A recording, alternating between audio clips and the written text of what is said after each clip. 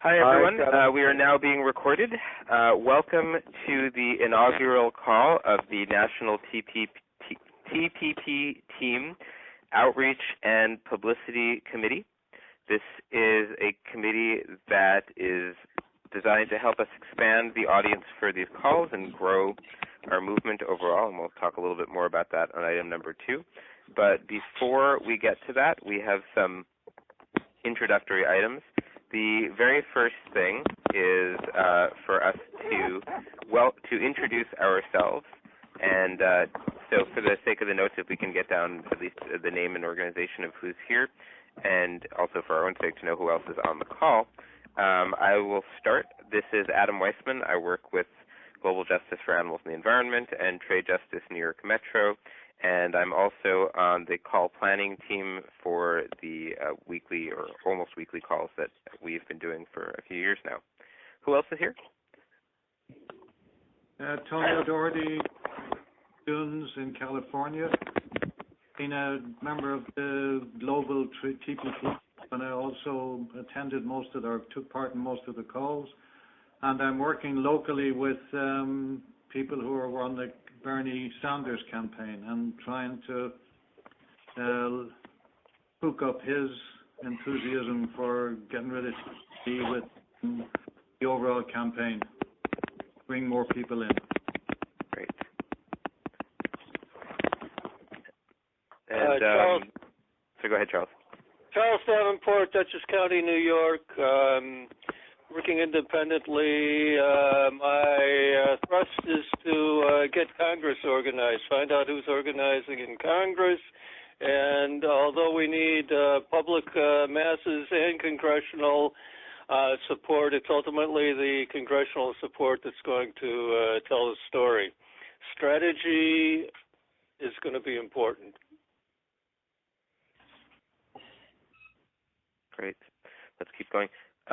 Maybe to make this simpler in terms of people knowing when to speak, you do what they do on the TPP resistance calls and break people up regionally.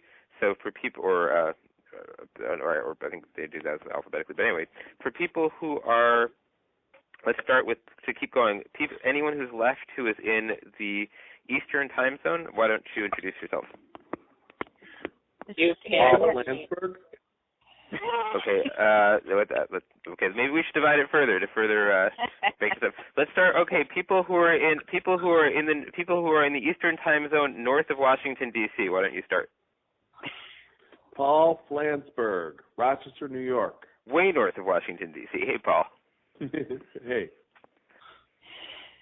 Wendy Getz, Northwest New Jersey. Hi, Wendy. Tom Hawking, Central Pennsylvania. Hey, Tom. Hey, Tom. Anyone else in the Northeast? I'm sorry, say it again. Hugh Campbell, Union, New Jersey. Hi, Hugh. How you doing, Adam? Hey. Who else is here? Anyone else in the Northeast?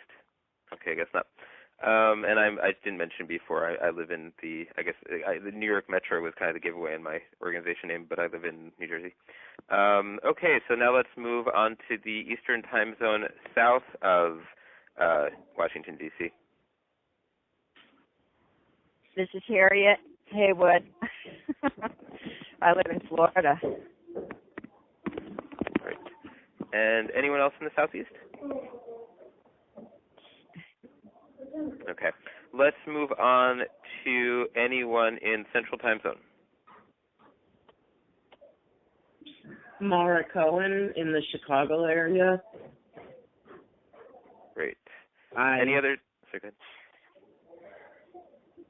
Anyone else in the Central Time Zone? Oh, sorry. Hello. This is Carrie Marks in West Des Moines. Great. Anyone else in the Central Time Zone? Okay. Well, looks like that's one area where we need to do more outreach. Anyone on Mountain Time? Mountain Time, anyone? Okay. Person who just joined us, what time zone are you in? Excuse me, this is Nancy Price. Oh, hey, Nancy. Well, that's a good segue because we're just about to go to the Pacific time zone. So. I'm sorry. I didn't catch that. I came in. Yeah. So okay. No, that's fine. We're going east to west and figuring out who is on the call. Yeah.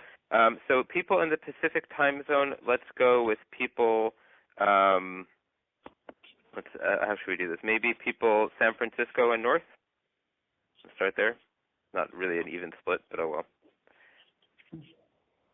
Okay, well, this is Nancy Price. I'm in Davis, California, which is about 90 miles east of San Francisco, between San Francisco and Sacramento. Great. Anyone else in the Pacific Northwest? Okay. How about people in the Pacific time zone south of San Francisco? You've already got me. This is Tony. Great. Tony, what city are you in? Bermuda Dunes. It's out in the desert near Palm Springs. Oh, well. Anyone else we're missing so far? When Andrew's on the phone, let me know. Okay. So is there anyone on the call who's outside of the United States? Guess not. Well, that's great. So sounds like we know which time zones we need to work on especially increasing our outreach in. But so we're very, very northeast centric, I guess, to a degree. But so moving on, we are okay. So the next thing we have on the agenda is to choose a facilitator. I'm willing to do that if people are okay with that, since I put together the agenda. If people would rather have someone else do that, that's totally fine by me too. I would that. Say it again? Tony will second that. Okay, great. Any objections? Great. Okay.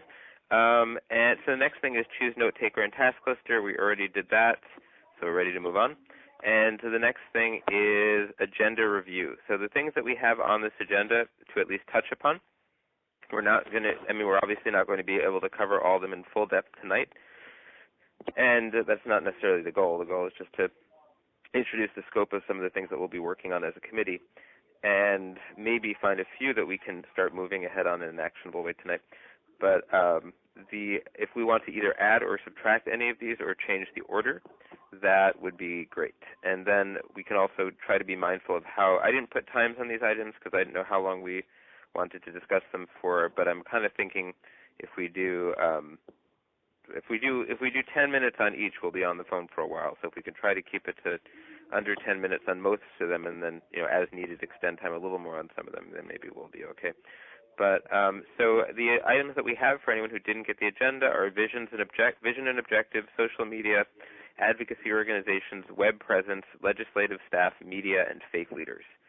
And so are people okay with that order, that series? Is there anything people want to add, anything people want to change the order of? No. Okay, last call. Sounds fine. Great, let's move ahead. Okay, so the first thing is vision and objectives. So a little bit about where this committee is coming from. There's been a feeling among those of us on the call planning team for a while now that while we have been doing a good job of putting together calls, we haven't been doing as good a job of growing the audience for these calls. That we have a decent turnout week after week, but the audience is not really growing. So the feeling is that those of us who are doing the call planning team are pretty much maxed out with what we're already doing to promote the calls and with our work in planning the calls. So it would simply make sense to reach out to the many people who participate in these calls and ask them to join in on helping to build the audience for the calls. Part of our vision for the team and for the calls ultimately is that these can be a vehicle to help build this movement. Many of us, I think, the 250,000 people protesting in Germany was a real wake-up call to us about what the potential of this movement could be. The fact that obviously, as great as the recent DC mobilization was, we didn't come to even a tiny fraction of that number. And granted, we're in a different, there's a different culture and a different relationship to protest here. But the feeling is that at the very least, we should be looking at being at the kind of numbers the Battle of Seattle, where about 45,000 people took to the streets against the WTO, rather than bring out a couple hundred people to protest. And similarly, the feeling is that one of the things that can help to do that is to really use these calls as a vehicle to build the movement and be setting as an objective, instead of having in the low, on a typical call we might have about 150, 170 people. We'd like to put a zero after that, and maybe or even build beyond that over time, to really look to make each call bigger than the last, and to make each call, rather than sort of treading water and keeping an audience, to make each call build an audience and grow a bigger and bigger movement as we move closer and closer to the vote on TPP, and ultimately beyond as we move into the fight against the other two terrible trade deals that we're fighting. So that's a little bit, so the vision of this call, I mean, the goal here is to really reach out to broader audiences, to reach out to many of the organizations who would potentially be interested in participating, to strengthen our social media presence, to build our internet presence, our web presence, which we don't really have a strong web presence at this point other than the Facebook group, but we don't really have a website for the team or anything like that.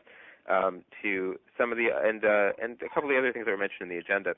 But so those were some of the broad strokes that we put together in terms of the goals for this team, to really make a concerted effort to bring in that broader audience, to make these calls better known, to have more groups actively participating, and to just build this movement through these calls. So there's no formal document on that. That's just really the discussion that came out of the call planning team calls. So I'll open the floor now in case anyone has any other, either wants to comment on what I've just laid out or wants to add any additional thoughts on things that should be visions and objectives for this group. Adam? Yes. This is Steve Campbell. The rally in Germany, do they have a broader focus than just TTIP? And TTIP is like a subset of some broader focus?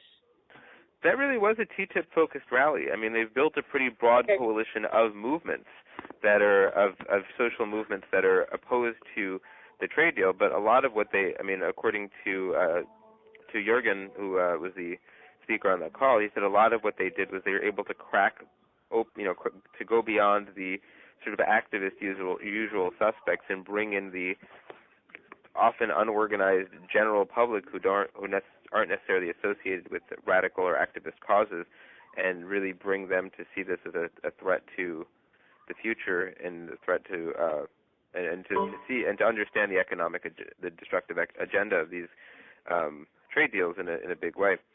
So it's almost hard to believe, but they really were able to build that movement with TTIP as the centerpiece. Nancy Price. I see I'm going to start taking stack, but go ahead, Hugh, and then Nancy. I see these trade agreements as a subset of transnational corporate overreach. And that was definitely, and to clarify, they definitely did, that is one thing that Jürgen did say, that was that one of the things that made it successful was they were able to show that this deal is part of this overall bigger agenda, that if TTIP fails, the same agenda would come back in different ways, and that TTIP is not just this isolated trade deal, it is part of this overall neoliberal economic agenda. So in that sense, yes, you're absolutely right. But really, the TTIP has been the focal campaigning point. Sorry. I'm taking stacks. So Nancy and then Tony. Okay. Yes. Well, I just wanted to add to that. I think in Europe there's such a broad spectrum of different political movements, and you can speak about issues, and they're understood in the context of neoliberalism and austerity and privatization. And the fracking movement and the GMO movement. So, I mean, there's a great deal of activism in Europe. So it's not just bringing the activists out as a limited set. It's bringing people out who have experience and understanding of these issues in their daily lives. And I think that's what we have not really yet been able to consolidate in this country here. Mm. And that is the kind of education we need to do better on, to really link link issues and educate people about the corporatization and the corporatocracy, which people in Europe really do understand much better than we do here. That's a great point, Nancy. Thank you. So, Tony, I think you were next on SEC. Yeah, there are two things. One of the points that Jürgen made that really appealed to me was the way he framed it, not as opposition, but as defense of existing standards and rights that we have. Exactly. I think that's very important. And the second thing is, I totally agree with Nancy that it's an ignorance gap, for want of a better word, and it's not just people who are disinterested here. I know plenty of people who are, I would consider, actively political, but the TPP turns them off. So it is a big challenge. That's a great point. I mean, I think there's definitely something that there's a sense of I do think there is a sense of dread around TPP, but I also think even among activists there's a sense of this as being this sort of big inevitable thing that there isn't really we don't have much capacity to fight, or that there isn't necessarily much in the sense of an sense of inspiration to unite in fighting this battle, in the same way that I feel like there was in the time of the battle. Yeah, I think we're bruised from things like the Iraq War. There was a lot of protest against that. They eventually ended up with being the Affordable Care Act. All the good stuff that was dropped along the way, and then you have a Dodd-Frank Act, which was really only a list of things to be done that were handed out to committees and are now not getting done. People are very discouraged. Yeah, I think that's very true. There's a lot of disillusionment and a lot of frustration, a lot of people not feeling very hopeful. But let's open up to other voices. Any other thoughts in terms of as a committee? What are some of the things that we might want to tackle? This is Harriet. Mm-hmm. Hey, Harriet. Yeah. I just wanted to add a little bit to that too. There's a lot of misinformation that people are being battered with every single day in this country. Like if you can't make it, there's something wrong with you. And, you're getting all this misinformation from the Obama administration. They're sending out emails about the trade deal. And a big part of our fight is against, all that misinformation. It's hard. It's very hard because we're fighting against, well, I hate to say we're fighting against Obama, but that's the way a lot of people look at him. Wow. What is that noise? Okay. For people for someone who has a lot of background noise, it sounds like construction noise. If that's you, if you could press *6, that would mute your line, and that would be very great. Thank you. So if you're not speaking, if you could hit *6, that'd be great, and then just unmute by pressing *6. So anyone else? Let me finish. So just let me finish I'm sorry. that. I think a big part of what we need to do is really make our message very simple and very easy, because a lot of people, they really think this deal is really about trade, and somehow we need to bring the message to them that this is not about trade at all. And so I think that should be definitely part of our message. Good. That's it for me. Mara on stack. Yeah, I'm going to take I'm going to take stack of the next couple people, and then we'll go ahead. Does anyone want to speak after Mara? Yeah, I'll speak, Adam. Charlie. Who was that? Charlie. Great, thanks, Charlie. So Mara, Charlie, anyone else? Okay, I'll stack myself then after Charlie. And let's. It's 8:26, so maybe do we want to try to give another? Does another 5 minutes on this item sound good? 10 minutes? I mean, maybe we should give this item a little time since it's the first call. So why don't we see if we can close stack in 5 minutes? But let's reevaluate in 5 and see if we need extra time. Okay, so Mara, go ahead. Yeah, I really like Jürgen's way of looking at the big picture and what Harriet's saying about making the message simple. And I think what we really need to be demonstrating is that the problems that we're facing are related to globalization, and that the way that people are getting messed over is from this neoliberal agenda, which we can explain in explicable terms. You know, we don't need to use buzzwords that are going to be alien, whatever, but we can explain the mechanisms. And what we've been discussing on the planning team is globalization 101 type courses, and then fit trade into it, and then we can fit people's specific interest groups or whatever. But I think we do need to broaden the message to the whole of globalization and the neoliberal agenda, and be able at some point in the near future to talk about austerity and its relationship to trade. And if not using the word austerity, getting that message across. And I think in outreach, we need to be beginning to do that, because we can address many groups that aren't even necessarily political if we can talk in these terms. Check.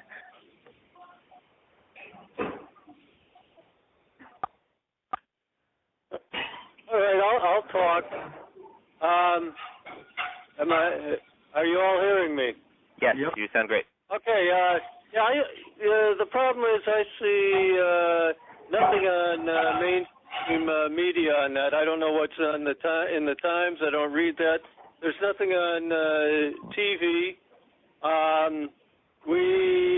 There's got to be, and I see there's got to be a central planning thing. Who are the biggest organizations fighting this? Plus the TPP? Is it the Communication Workers of America? They got to get together and make a strategy, and then we got to put it into effect. Marches, I don't know. They may get immediate attention. They may not.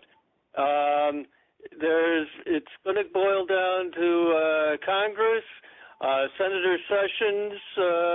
I don't know who in the House, but those are the people who are going to make a difference. We don't have the public awareness of the Germans. We can agree on that. So what are we going to do? And planning on not getting that public awareness. You know, we got to go with the people who are concerned, and the people who are concerned are already concerned. That's my thing for now. Right. Okay, so I stacked myself, and I want to make a few comments. One is that there are a few things in terms of what, and some of this is we did discuss the call planning team. Some of it we didn't, but in terms of some of my sense of the objectives are laid out in what agenda points were chosen for this call. Things like helping to, increasing the outreach, using the calls as a vehicle to educate media and legislative staff, for example, which we haven't really done so far, and to a significant degree. When we've had media show up and we've sort of been happy about it, but we haven't actually done that work, and we certainly haven't reached out to congressional staff. Another thing, just in terms of refocusing on what we are and probably are not going to do as a committee. So, our purpose really at this stage of the game is, and this can change, but we had set the committee really to promote the calls and to sort of use the calls as our vehicle to bring people in and activate people, and then have the function of this committee to actually, figuratively speaking, get butts in seats, or I guess get ears on phones. So the challenge for us is actually building that audience. But I think part of what will come out of that is that as we, and in fact, not just accidentally, but I think we should make that effort, is as we talk to people and do that outreach, I think we will develop some very useful information for the planning team in terms of finding out what people want to hear calls about, what we are, what's interesting people, what are the when we're talking to people, what is and is not interesting them about the calls that we're planning. And that will be very useful information in the planning team to plan calls that are potentially going to bring in more of an audience and keep more of an audience. And one other comment I wanted to make is one thing that I see as importantly different. Well, two things that have struck me as kind of missing in the fight against TPP that I've seen in past trade fights that I think we can really work on addressing. The second the first one we can really do as an outreach committee, and the second is probably more something for the call planning team to look at. But the first is, I think that the fight against TPP has done a lot less to frame itself as a solidarity fight with struggles in other countries in a way that engages immigrants and expats from the countries engaged in the agreement in the struggle. That with, for example, in the fight against the Colombia FTA, groups in the Colombian community were extremely involved. In the fight against the Korea FTA, groups in the Korean community were extremely involved, and so on. And that's been far less true in the fight against TPP, and I think that's an organizing problem. And I think that's something that we can definitely address in who we outreach to about these calls, and also in how the calls are planned. Another thing is in the fight in the early 2000s anti-globalization struggle, and in the period of mass mobilizations, one of the slogans that was really vital to that movement was "Another world is possible," and I think that really spoke to the character of that movement as a movement that was radical and visionary, and that was focused on building, on fighting against corporate globalization, not just because trade agreements are big and bad, but because we actually want to build a better future, not only than the neoliberal model, but then also not only just in terms of fighting the trade agreements making things worse, but in fighting neoliberalism as it already exists, and showing and recognizing that better, we could be running the world in better ways. And I think the sort of disillusionment that we were talking about before, that getting back to that message may be a very important part of addressing that. Actually, not just saying that TPP is a big, terrible thing, but that there are actually better things that we could be creating. So, that anyone else want to stack on for this vision and objectives conversation before we move on, or are we ready to move on? Nancy? Great. Go ahead, Nancy. Yeah. So I think, too, we have fast track to deal with, and fast track may be, sort of daunting because people give up. It just seems hard to break that, hold, and get the votes, and you always win by 1 or 2 or 3 votes. So I think it's kind of discouraging. So we have to somehow break that discouragement and to mobilize people, as you've been saying. But I think we need to focus too on the timeline, so that people really begin to feel not just a real sense of urgency.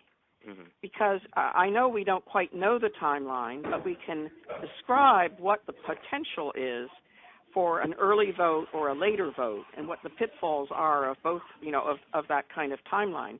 Because we've been in this fight for a long time now, both on fast track and now on this, and I think we've got to really energize and mobilize people to understand what passage of this will mean in terms of another world is possible. Right. I think just direct response. I think Margaret on the last call made a great point in talking about using the February signing ceremony, the signing in February, as an organizing point, as something that we can build around, and that gives us a concrete date to try to activate around. I think that's a really great point. So thank you for making that contribution, Nancy. Anything else on vision and objectives before we move on to some of the specifics? Yeah, you mentioned the signing point, Adam. They can have a signing point with a signing without the agreement being approved by Congress. Yeah, in fact, they have to, because what Congress is approving is the way that fast-track trade deals work. Is what Congress votes on is implementing legislation. They vote to put the agreement that the president has already signed into effect.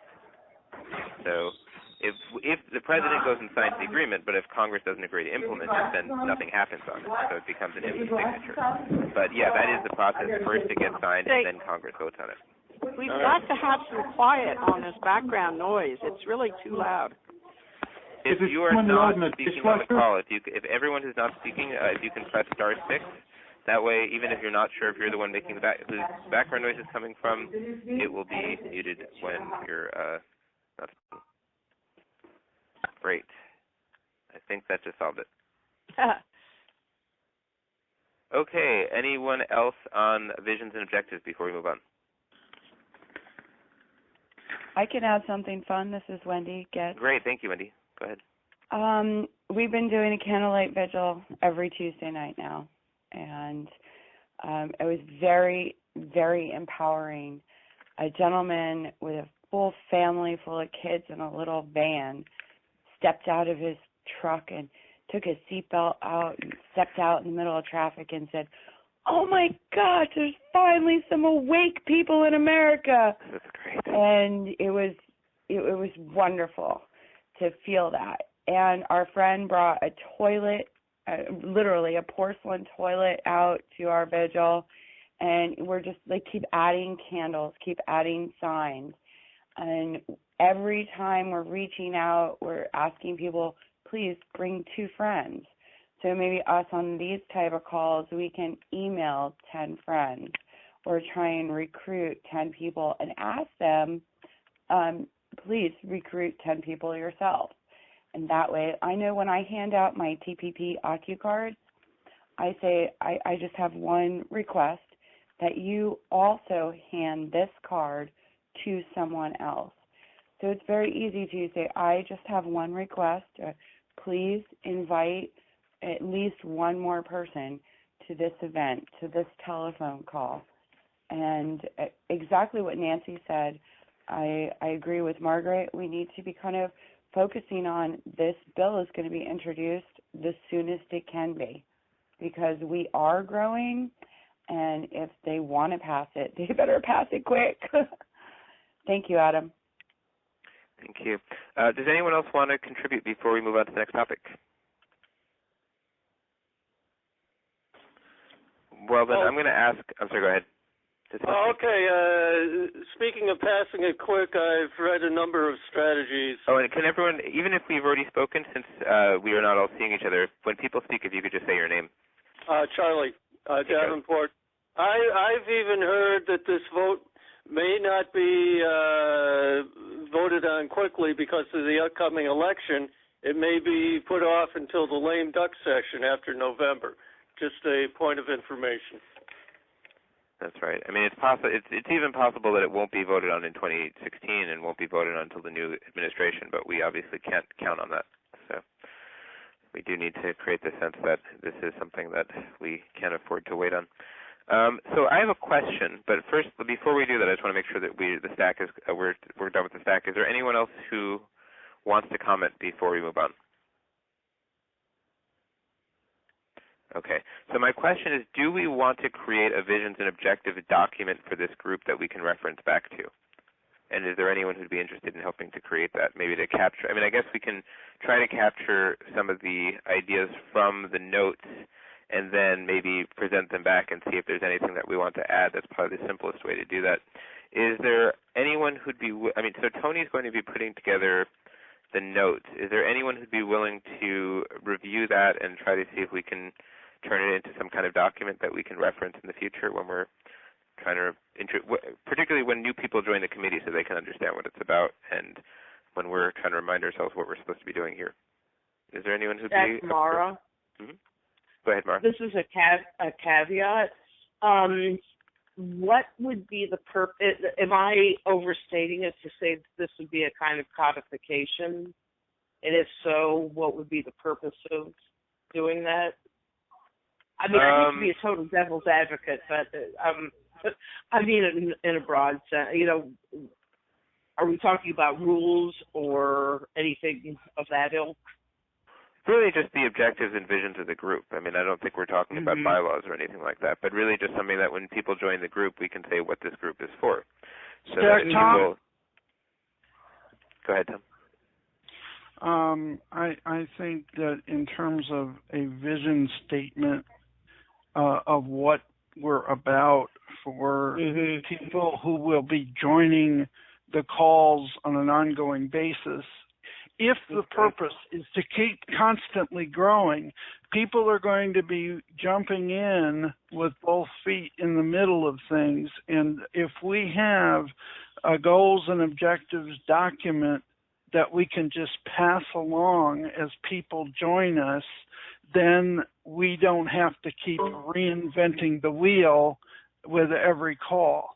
We can just move on and go along our business.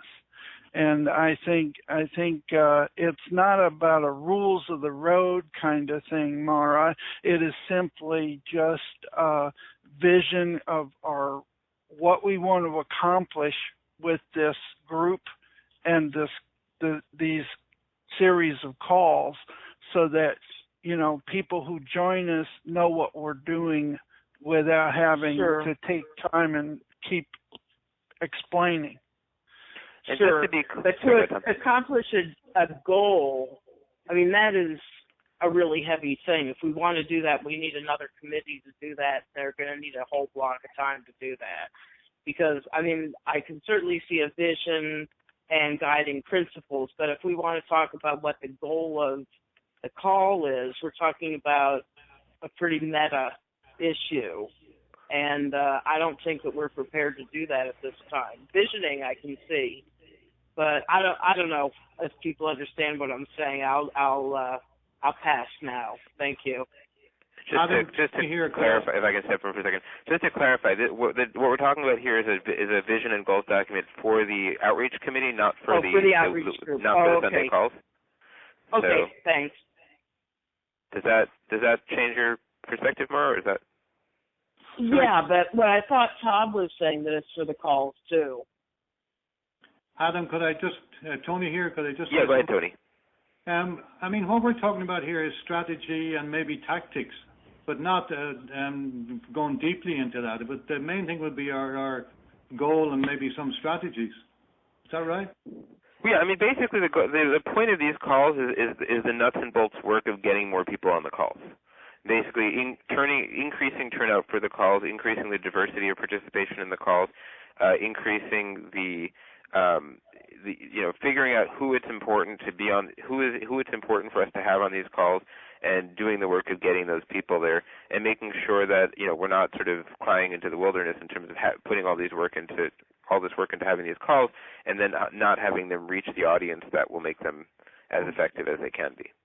So it's a somewhat narrow purpose. I mean, we're not at this stage, the point was not sort of to talk in broad terms about outreach about TPP, but really outreach about the calls themselves, and to have the calls as the vehicle that would be the mobilizing vehicle once we've gotten people into them.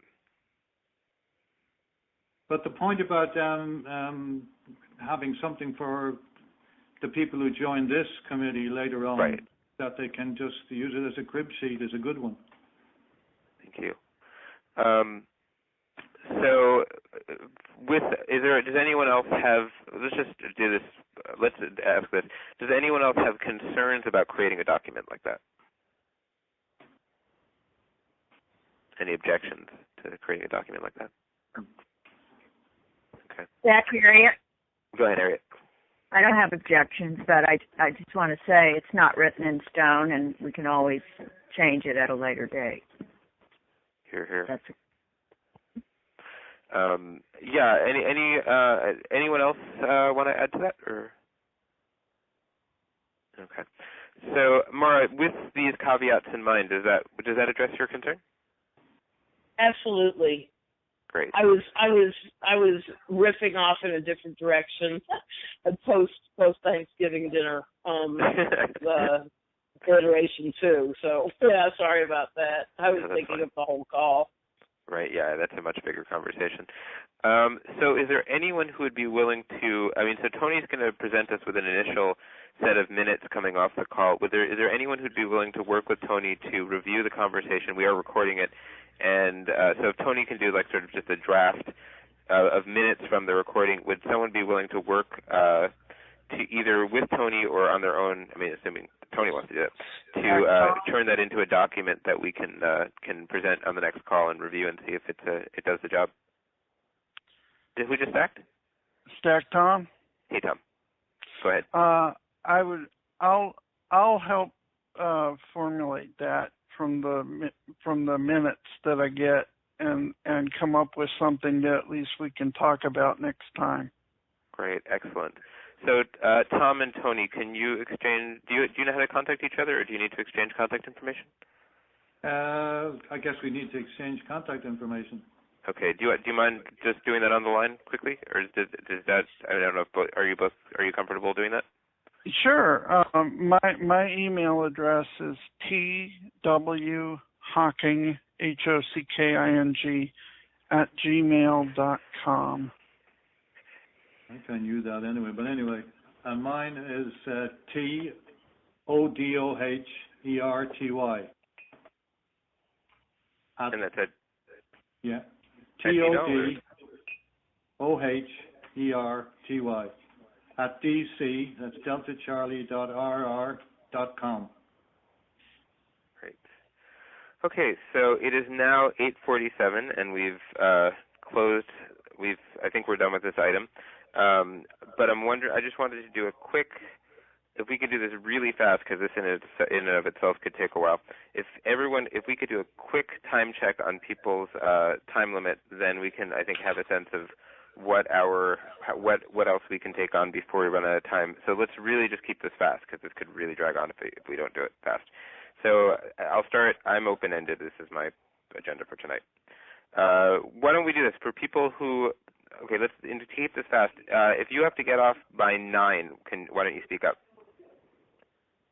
And unmute yourself, *6, to let us know if you need to be off by 9 o'clock Eastern. In other words, in 12 minutes. Okay. If you need to be off by 9:30, why don't you speak up? Nancy Price. Okay. Mara. Nancy Mara. Okay. And so if you need to be off by 10 o'clock Eastern, why don't you speak up? Wendy Getz. Wow. Harriet.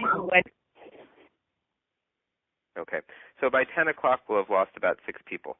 So it sounds like we should try to. It does sound like we can maybe continue though till 9:30. Sorry for my Eastern time bias, but if we need to. So, but let's try to keep moving. So that's very good to know. Thank you, everyone. And okay, so moving ahead. Okay, so the next thing that we were going to talk about. I'm getting back to the agenda. Sorry. If anyone has the agenda up, I'm just going back to that message now. You could save a couple seconds by letting me know the next thing on it. Okay, here it is. I got it. Sorry. Okay, so the next thing was social media. So we've already done quite a lot of. We already do quite a lot of outreach on social media for these calls. We could certainly do more. We do a lot of outreach on Facebook in particular. We do some on Twitter. I don't know about other people, but personally I don't do much on Tumblr or Pinterest or LinkedIn or other things. Do a little, or Google Plus really. So one of the things that's become increasingly difficult is that Facebook has really been cracking down of late, like on people doing invites to events. So now, for me personally, for a lot of events, I'm limited to invite 50 people to an event out of a friend list of 5,000 people. So that's when you're trying to do outreach for a national call, or really potentially international call, and you want to let all your friends know about it, that's extremely limiting. The other thing is if you invite too many people too quickly, they suspend you from doing invitations for a while.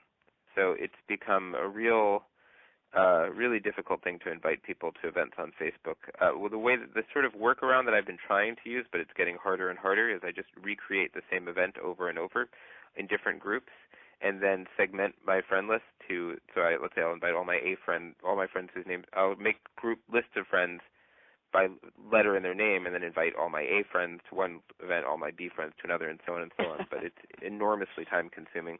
And it's becoming harder and harder as they drop down the number of people you can invite to an event. I used to be able to invite 500, then they dropped it down to 100 to 200, then to 150, now to 50. I'm expecting it eventually to be that I can only invite like 2 people to an event. So Facebook invitations are becoming a decreasingly valuable way to promote the calls. But part of the problem also has been that we haven't succeeded in getting call participants to invite their Facebook friends to the calls. even after I did that that sort of tutorial on one of the calls, I probably went too fast and it's probably too complicated. But really, I mean, a big part of that was just to be able to prattle on for long enough to get it in people's heads that we want them to invite people to the Facebook events. That didn't really lead to any increase in people inviting people on Facebook to the events. What I have found has been a little more effective is sending personal instant messages to people with the link from the call and doing that right before the call so they don't have to remember it, or even sometimes during the call I'll do that. And then also I post the event to a lot of different groups. I search all the different groups with TPP in their name and post it to all those groups and some others as well. It is a huge amount of work that takes a great deal of time and is something that personally I could use a lot of help with. But also because there are hundreds and hundreds of relevant groups. But the other thing is that we really need to expand the scope of our social media outreach. So we can get back to Facebook. I have some really pretty specific stuff about outreach strategy on Facebook. But before before I get into that, because I've been monologuing a lot, I just wanted to open the floor for some ideas quickly about ways that we could increase our presence and outreach on social media. So if people just want, we don't at this point. I don't even think we need to go really structured. And have let's talk about Twitter now, and let's talk about this one and that one now. At this point, I'm just suggesting we do a quick open brainstorm, and then from there see where we want to go more concrete. So I'm just opening the floor for some ideas. So I'll take a Stack. picture of somebody. Stack. Okay, so Harriet, and then Wendy. Who else? Okay, why don't we just go with the 2B then, and we'll see if anyone speaks after that. Go ahead, Harriet. Okay. First off, if I have the Facebook link, which to the Facebook event early in the week, I don't necessarily recommend doing it, more than a week ahead of the calls because people will just forget about it. But if I have the link, I can send it out for all my mailings. I can put it in and tell people to do it on Facebook. So since I send out to approximately 30,000 people, I don't know how many people open their emails, but, I can definitely do that. Did someone? That'd be great, Harriet. Thank you. And then if other people have lists like that, they can do the same thing. That would be great. And usually the Facebook event is made weeks in advance. I mean, usually as soon as we have a call plan, the Facebook event is created. And one of the things that makes it not so bad to invite people early is that Facebook does, once you invite people to an event, it does go into their calendar on Facebook, and they do get sent reminders once they RSVP. They'll get pop-up reminders. Though, definitely there's real value in reminding people. Did someone just join the call? I've heard a join chime. If you just joined, if you could identify yourself, that'd be great. This is Stephen. I got disconnected, but I'm reconnected now. Oh, great. Thank you, Stephen. Wendy, do you want to go ahead? Sure. Some type of iconic art symbol, if we could associate ourselves with a fist holding a toilet paper roll. Something that was consistent with, oh yeah, I want to be on those people's call. Maybe something along those lines. And maybe our calls, which I think they already are always on the Twitter storm tweets. Those are my only two ideas. Thanks. Alan, can I jump in, Adam? Absolutely. Go ahead, Tony. I'm wondering if we could make use of Ed Schultz on his YouTube channel. I mean, he's looking for stuff to bring in people to watch him, and he always was a very strong opponent of TPP. I mean, he might give us mention. He might give the calls mention. Maybe just Stack, Adam. Maybe one thing we need to do, and I think we have tried this in the past without much success, but maybe it'll be easier now that he doesn't have a daily TV show, would be to reach out to him and see if he wants to be a guest speaker on a call as a way to sort of build that relationship and then have further that conversation about helping him get the word out about the calls. Well, he's also always looking for news items, and if the synopsis of the minutes of the Sunday calls, not these ones, were available to him, it might be, and the guest list, because we've had some interesting guests. Yeah. Who did you say? I didn't hear who Ed you Schultz. said. Oh, yeah. Okay, great. Thank you. Great. Okay, that was it. No, thank you. Other thoughts on social media? Paul Flansburgh, Stack. Go ahead, Phil. How about, we're talking about individuals to get on social media, how about Michael Moore? He gave a nice impromptu talk in D.C. Yeah. So how are you saying that we would engage him in social media? I think he probably uses social media well enough on his own. We just got to recruit him. So you're saying that we would ask him to help us promote the calls through his social media channels? Yeah. Oh, that's an interesting idea. Also, Nancy Stack? Go ahead, Nancy. Yeah, I think that's an excellent idea. I think also reaching out to Jim Hightower. And also, I just would say that when I retweet something and that comment box opens up, then you can use that comment box, and maybe there's a way that we can develop a common message or a variety of messages that we would put in that comment box to direct people to what we want them to be directed to. I'm not sure I know what you mean by the comment box. Do you mean where you can respond to the tweet? Where you can? Yes, yeah, you can comment on the tweet. And so, for Okay. example, I comment on TPP free zones, but we could develop a set of comments that would illuminate or highlight what the tweet says that we're commenting on. But that might be a way, because that amplifies the message of the tweet. If you haven't used that. Have people seen that? I've hardly used it. Yeah. But it's a good thing to use. Yeah. But I think the what's it called? So if one thing that just back at him that Tony's suggestion brings the suggestion about reaching out to various famous people brings to mind for me is that we could be, and if we want people to promote our calls for us, one thing that might be helpful to that is if we create a promotional toolkit for the calls, meaning if we have a tool, like a page that they can go to with, here is a link to the Facebook event for this call. Here's a sample tweet for this call. Here's a sample text message for this call. If you have a Selly loop, one of the sort of mass text message blast things, that is the right number of characters. Here is a web page that you can link to. Here's a sample promotional email. If we can do something like that for every call, I think we make it much easier for people to do the promotion rather than them having to create it themselves. Yeah, I would agree. And that might make it more willing to participate.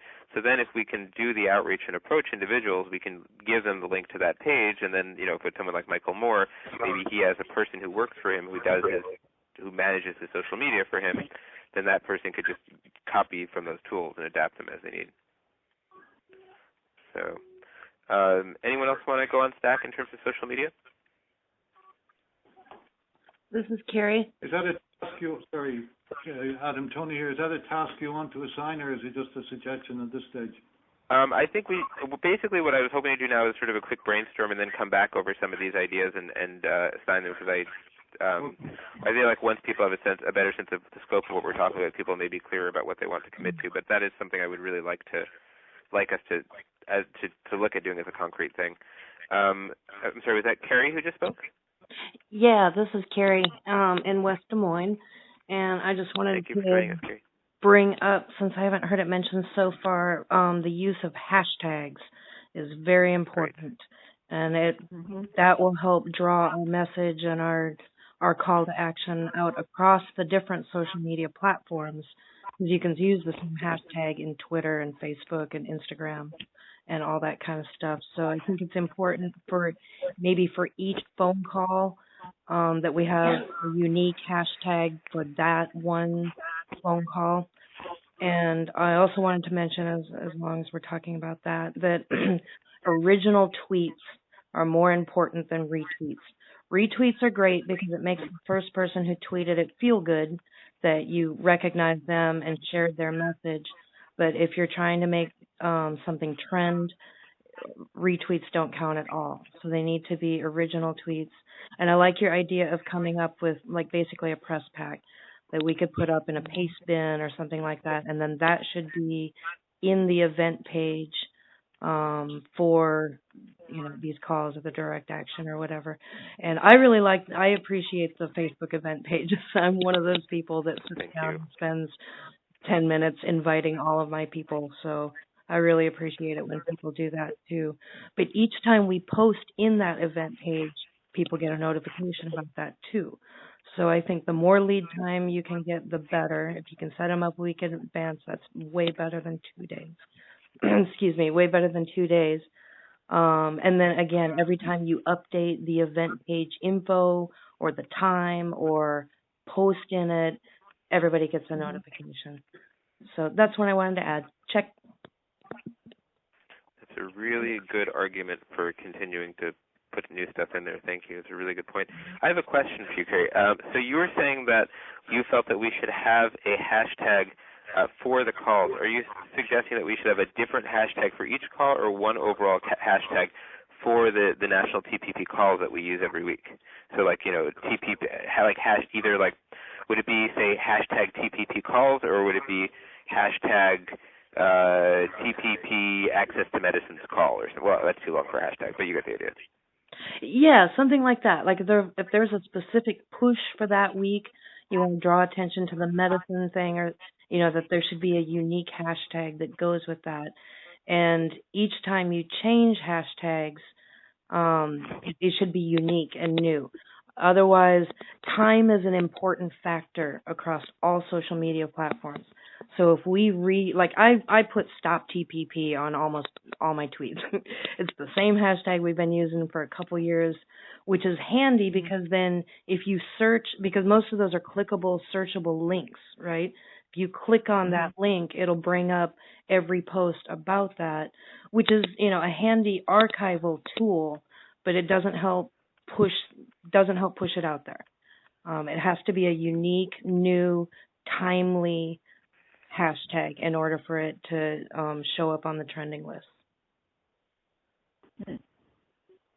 And memes. Did I say memes?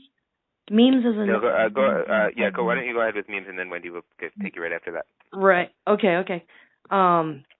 Memes is another thing that we can use. Get a good, solid, and somebody else had mentioned about a good, solid artwork or an image that we can use, and then those memes on Facebook too. Another way to draw people in is to tag people, and again, that's another thing that Facebook is messing with us. I think we're limited to 50 tags now. That helps a lot too, and I think it's really important that you pick among those 50 people. You need to pick the organizers. The average Joe is not going to call in and listen on the phone for 2 hours like we're doing now. We're a special group of people, and we need to recognize and support each other on that, and not beat our heads for trying to get the average Joe in on this. They're not going to do it. So I think it's okay for us to focus our efforts on the folks that are actually going to contribute valuable things, to the movement and to this particular part of it. Check. That's great input. Just a point of information, Susie Chasnoff has been doing really wonderful memes to promote the calls, so we can definitely work on sharing her memes and when we share them, we can maybe each work on tagging some of our own contacts into them. So it's really great input. Go ahead, Wendy.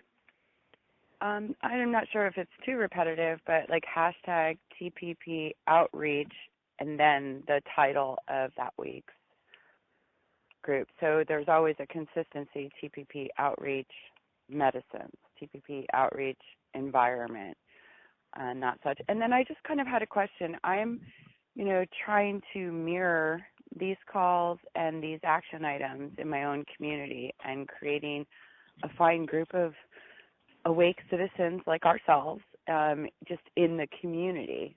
So I guess just kind of a general question out there, not even to be answered. Are we all taking what we learn here as organizers and developing it within our own communities as similar to a level as we are here doing it here? Thanks. Check. Anyone else want to stack? Tony, again, I think that point Kerry made is very valid, that you're not going to get everybody to tune into a long conference call. I've been finding that. They do like a quick synopsis. I don't know how you transition from the call to providing something that's more general, but I think there's a need for it. I think there was someone else who was speaking there before. Did someone else want to go on to speak? Yes, Paul Flansburgh. Hey, Paul. Hi. The other thing that I think we ought to consider is that there's a lot of people that will get interest, and among the people that are interested, a subset of them will actually participate in these calls. So, given that fact, I think coalition building is essential.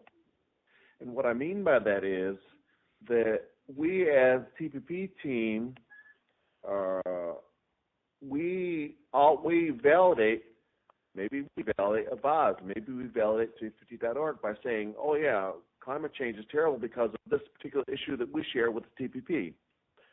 Or maybe it's Monsanto's group. And so we establish ourselves as a nationwide organization who stands right beside you. It's very validating for them, and it also encourages them to join us as well. Absolutely. Mhm. Yeah. And that idea of reaching out to the organizations and bringing them in is one of the things that we definitely are very interested in with these calls. Do we want to talk a little bit about how we can use social media? I have a question for Kerry, but I'll get back to that. So to sort of continue with where Paul is going, does anyone have any thoughts about how we can use social media to reach out to engage organizations like the kind of that Paul is talking about? Well, someone mentioned memes, and a successful meme campaign is revolved around Exxon. Well, think about how Exxon is a big corporate villain and how we can demonize a big corporate villain for the TPP reasons. Another big corporate villain is Monsanto. So maybe some memes gravitating around those two corporations could make the coalition building evident. Right. So you're saying that let's say we have a call about an issue, we try to tie that issue and the subject of that call into currently active sort of hot campaigns. Am I understanding correctly? Okay, go ahead. I'm not sure if that could work fine, but I don't know if that's exactly where it's going. Sorry about that. I'm sorry. Then do you want to clarify from what? Then can you tell me what I'm getting wrong there? Well,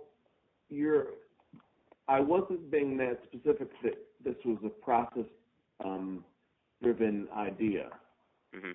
I was thinking more in terms of how participation could happen organically because everyone focuses on those successful means, but in different ways, and that shared focus will encourage the collaboration with some of that pool that I mentioned earlier would volunteer to take another step and actually participate in these calls. Okay. Wendy. Go ahead, Wendy.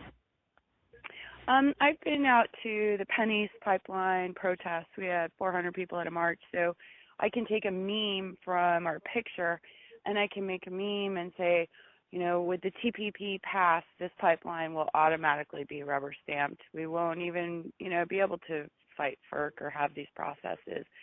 And then, say, if you've heard this or you are aware of this and frightened by this, please join us on these conversations. So maybe memes from your local environmental fights, your local workers' rights or union protests, even $15 an hour, minimum wage. We can share with them the company from France and Egypt not being able to get this minimum wage, so that the workers. So you're pinpointing and sharing that meme to Stop the Pennies pipeline group. and all the organizations that go along with that, Berks Gas Truth, Delaware River Keepers, and the such. So maybe that's an example of what the previous conversation was going to. Let me just see if I understood that.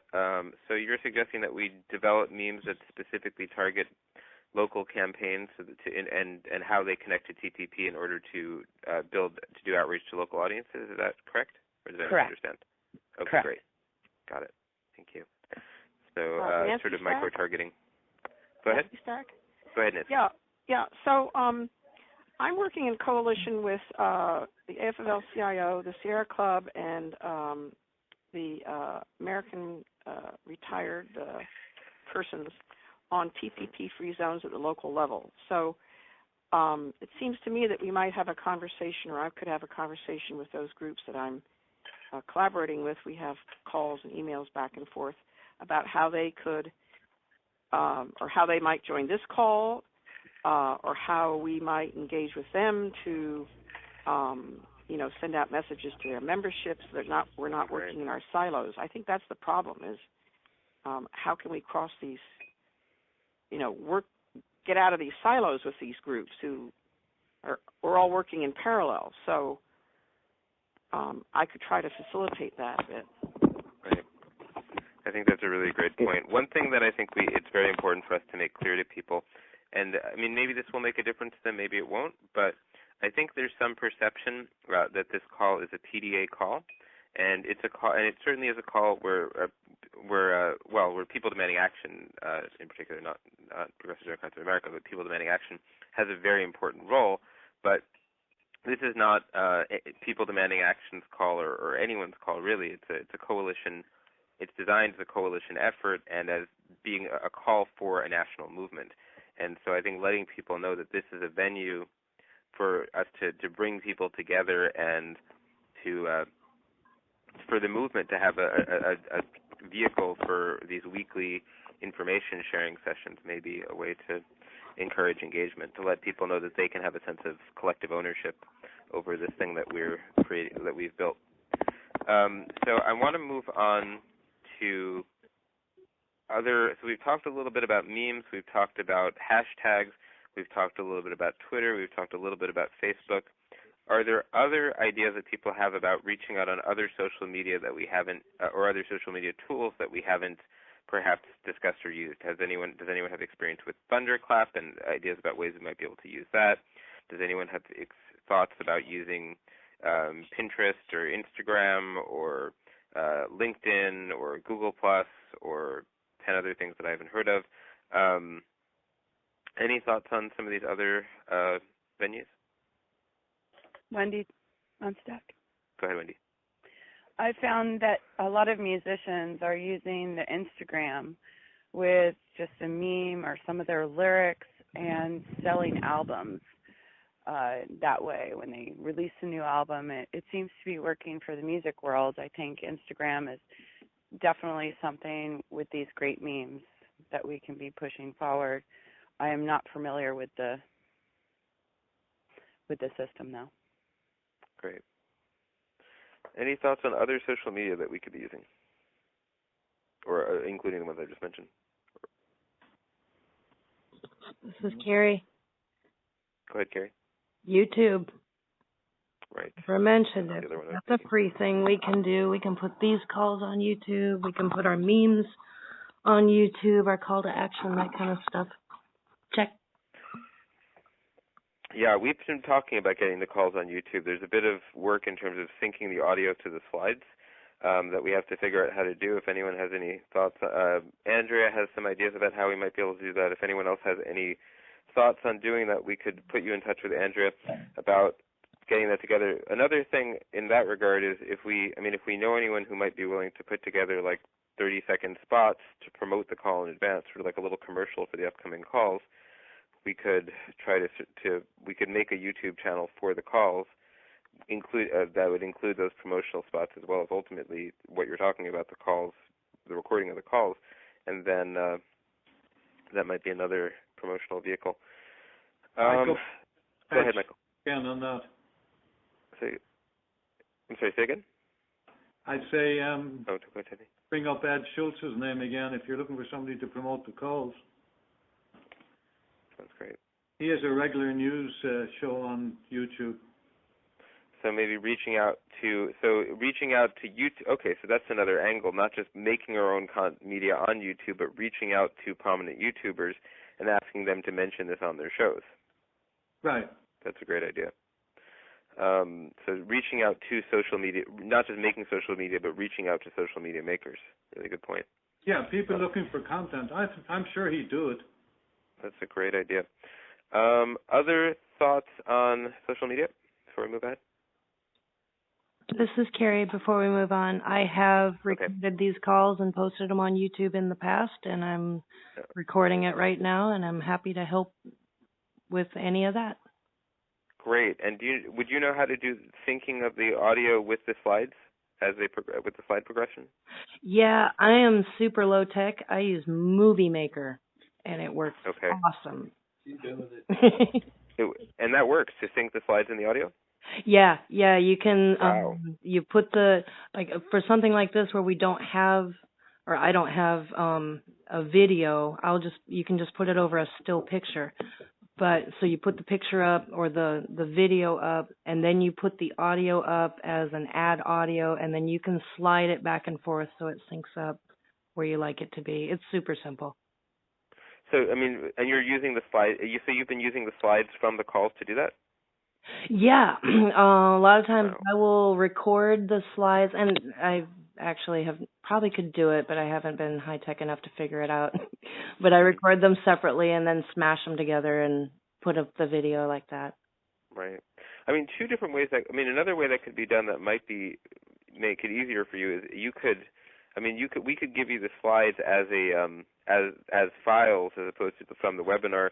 And then you could actually control the progression through load the PowerPoint or whatever, or load those as images into there, so you don't have to work with the progression on the. If that's easier, I don't know if that is easier. The only downside to that, obviously, would be we'd lose the chat box. But I don't know how important that is. I guess the chat box is kind of important. That is a kind of interesting thing. I do like capturing the chat box too. I restream a lot of live streams. And that's the one thing that's missing, from a lot of if you watch a Ustream of the Minneapolis protest or something, you can watch it again later, but all the chat is lost.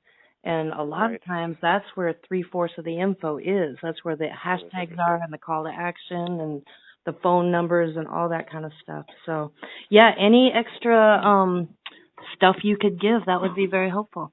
Check. Great. One thing we could do to help with that is we could, Andrea does an edited version of the chat box note, so we could post that with the YouTube video. The only downside to that is people wouldn't be getting it synced, so that in the same way that they'd be seeing the comments as the speaker is speaking. And sometimes that's helpful to have those in sync. Other times it's helpful to not have them in sync because people go off topic in the chat box, but at times it is helpful.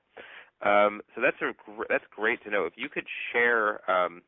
If you could email me a link to one of those videos, I could email it out to everyone else. That would be really helpful. My email is adam@tradejustice.net.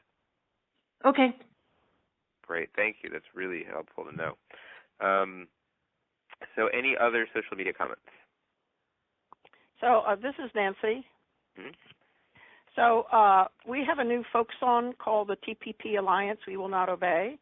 We can put it on YouTube. It's on the composer's website, but might get more circulation if it were on YouTube. I can ask him that.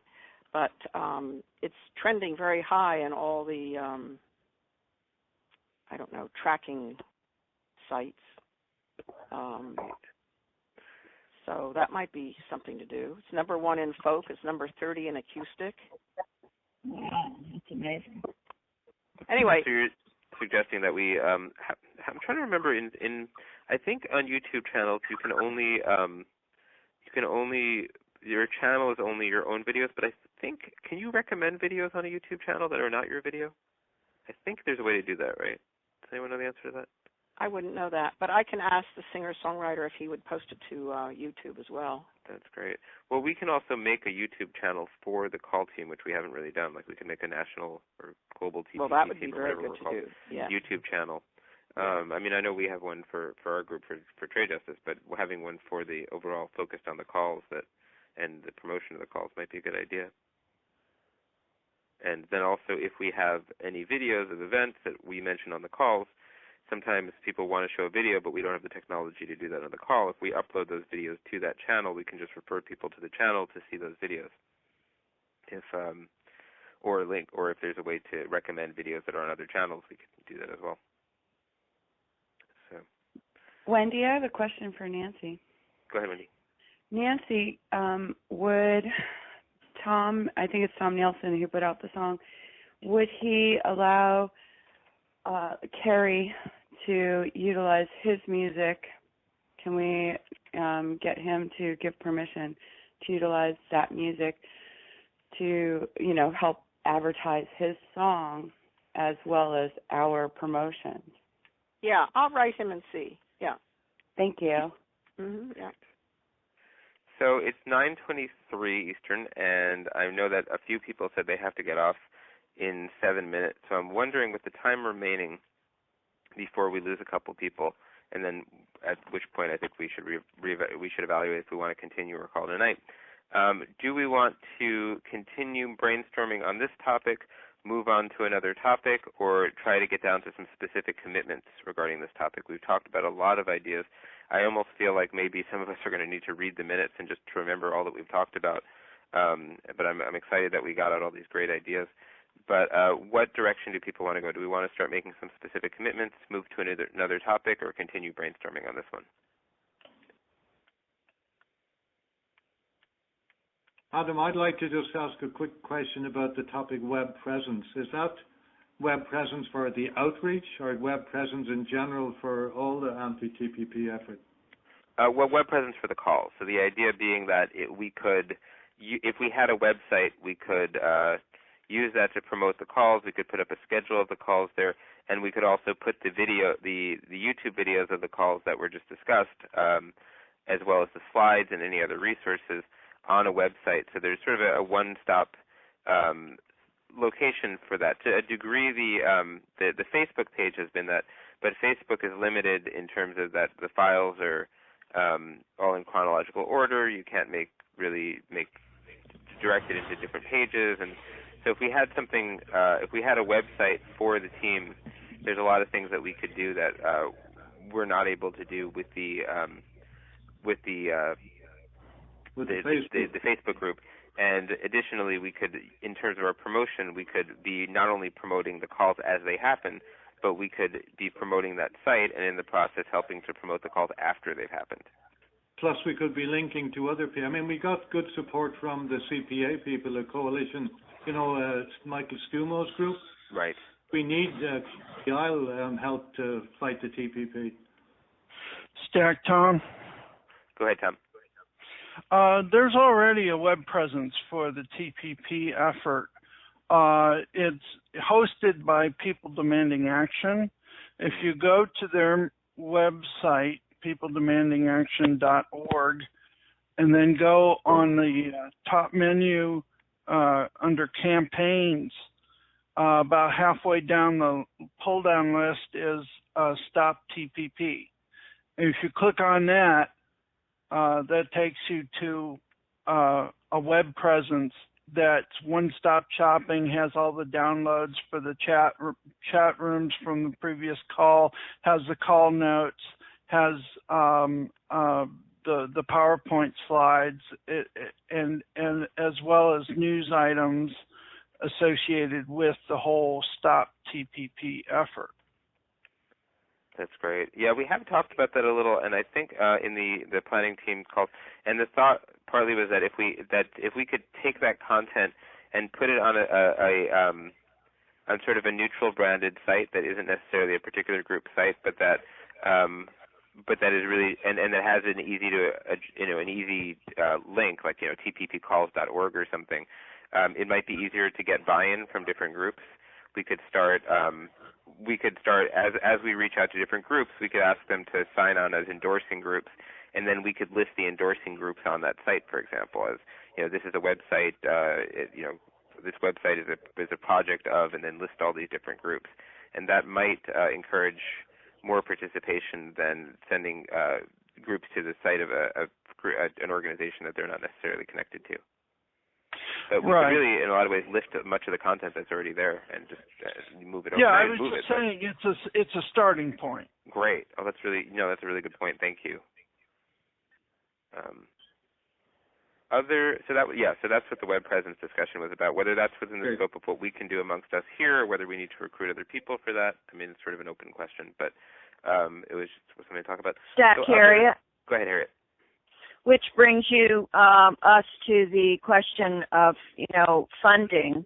The thing with People Demanding Action, they actually do fundraise, and they are a really great organization. Also, the people are fantastic, and I totally understand where you're coming from, and I do tend to agree that it's really not a People Demanding Action call.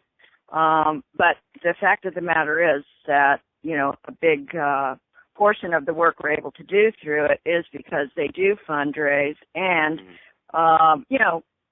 this is one of their campaigns, and actually I am an administrator through their Action Network page, which, they do pay for. And so, if we do have a website, then we need to start thinking about fundraising and those types of things. And I'm just not sure that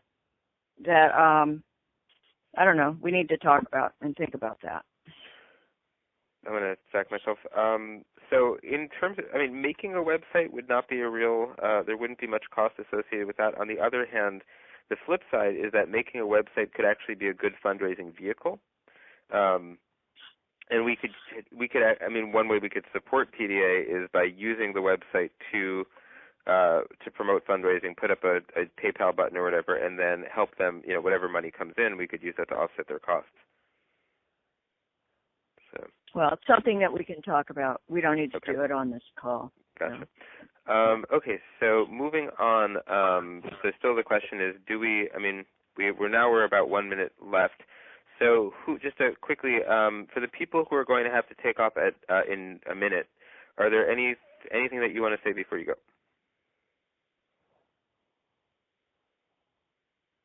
Okay. I guess not. Okay, well, those of you who are going to have to leave us, thank you so much for joining us. It's been a great brainstorm so far. I think we've covered some really great ground. And for those of you who are able to continue for a little while longer,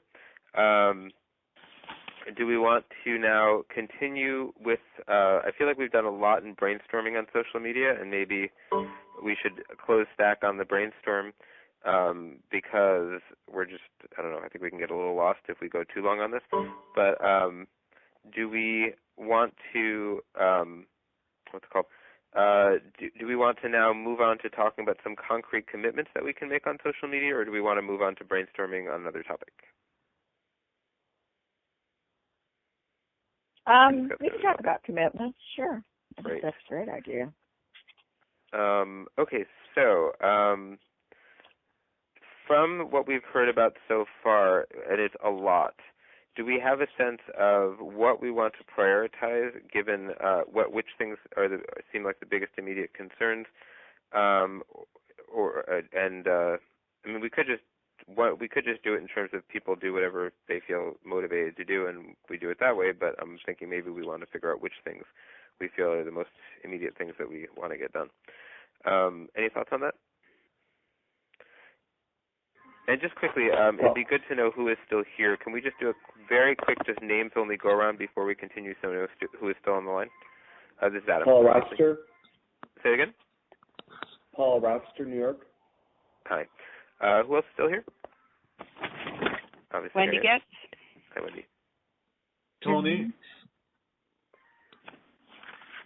Harriet. Anyone else? Oh, Harriet. Great. Okay, so we do still have a few folks.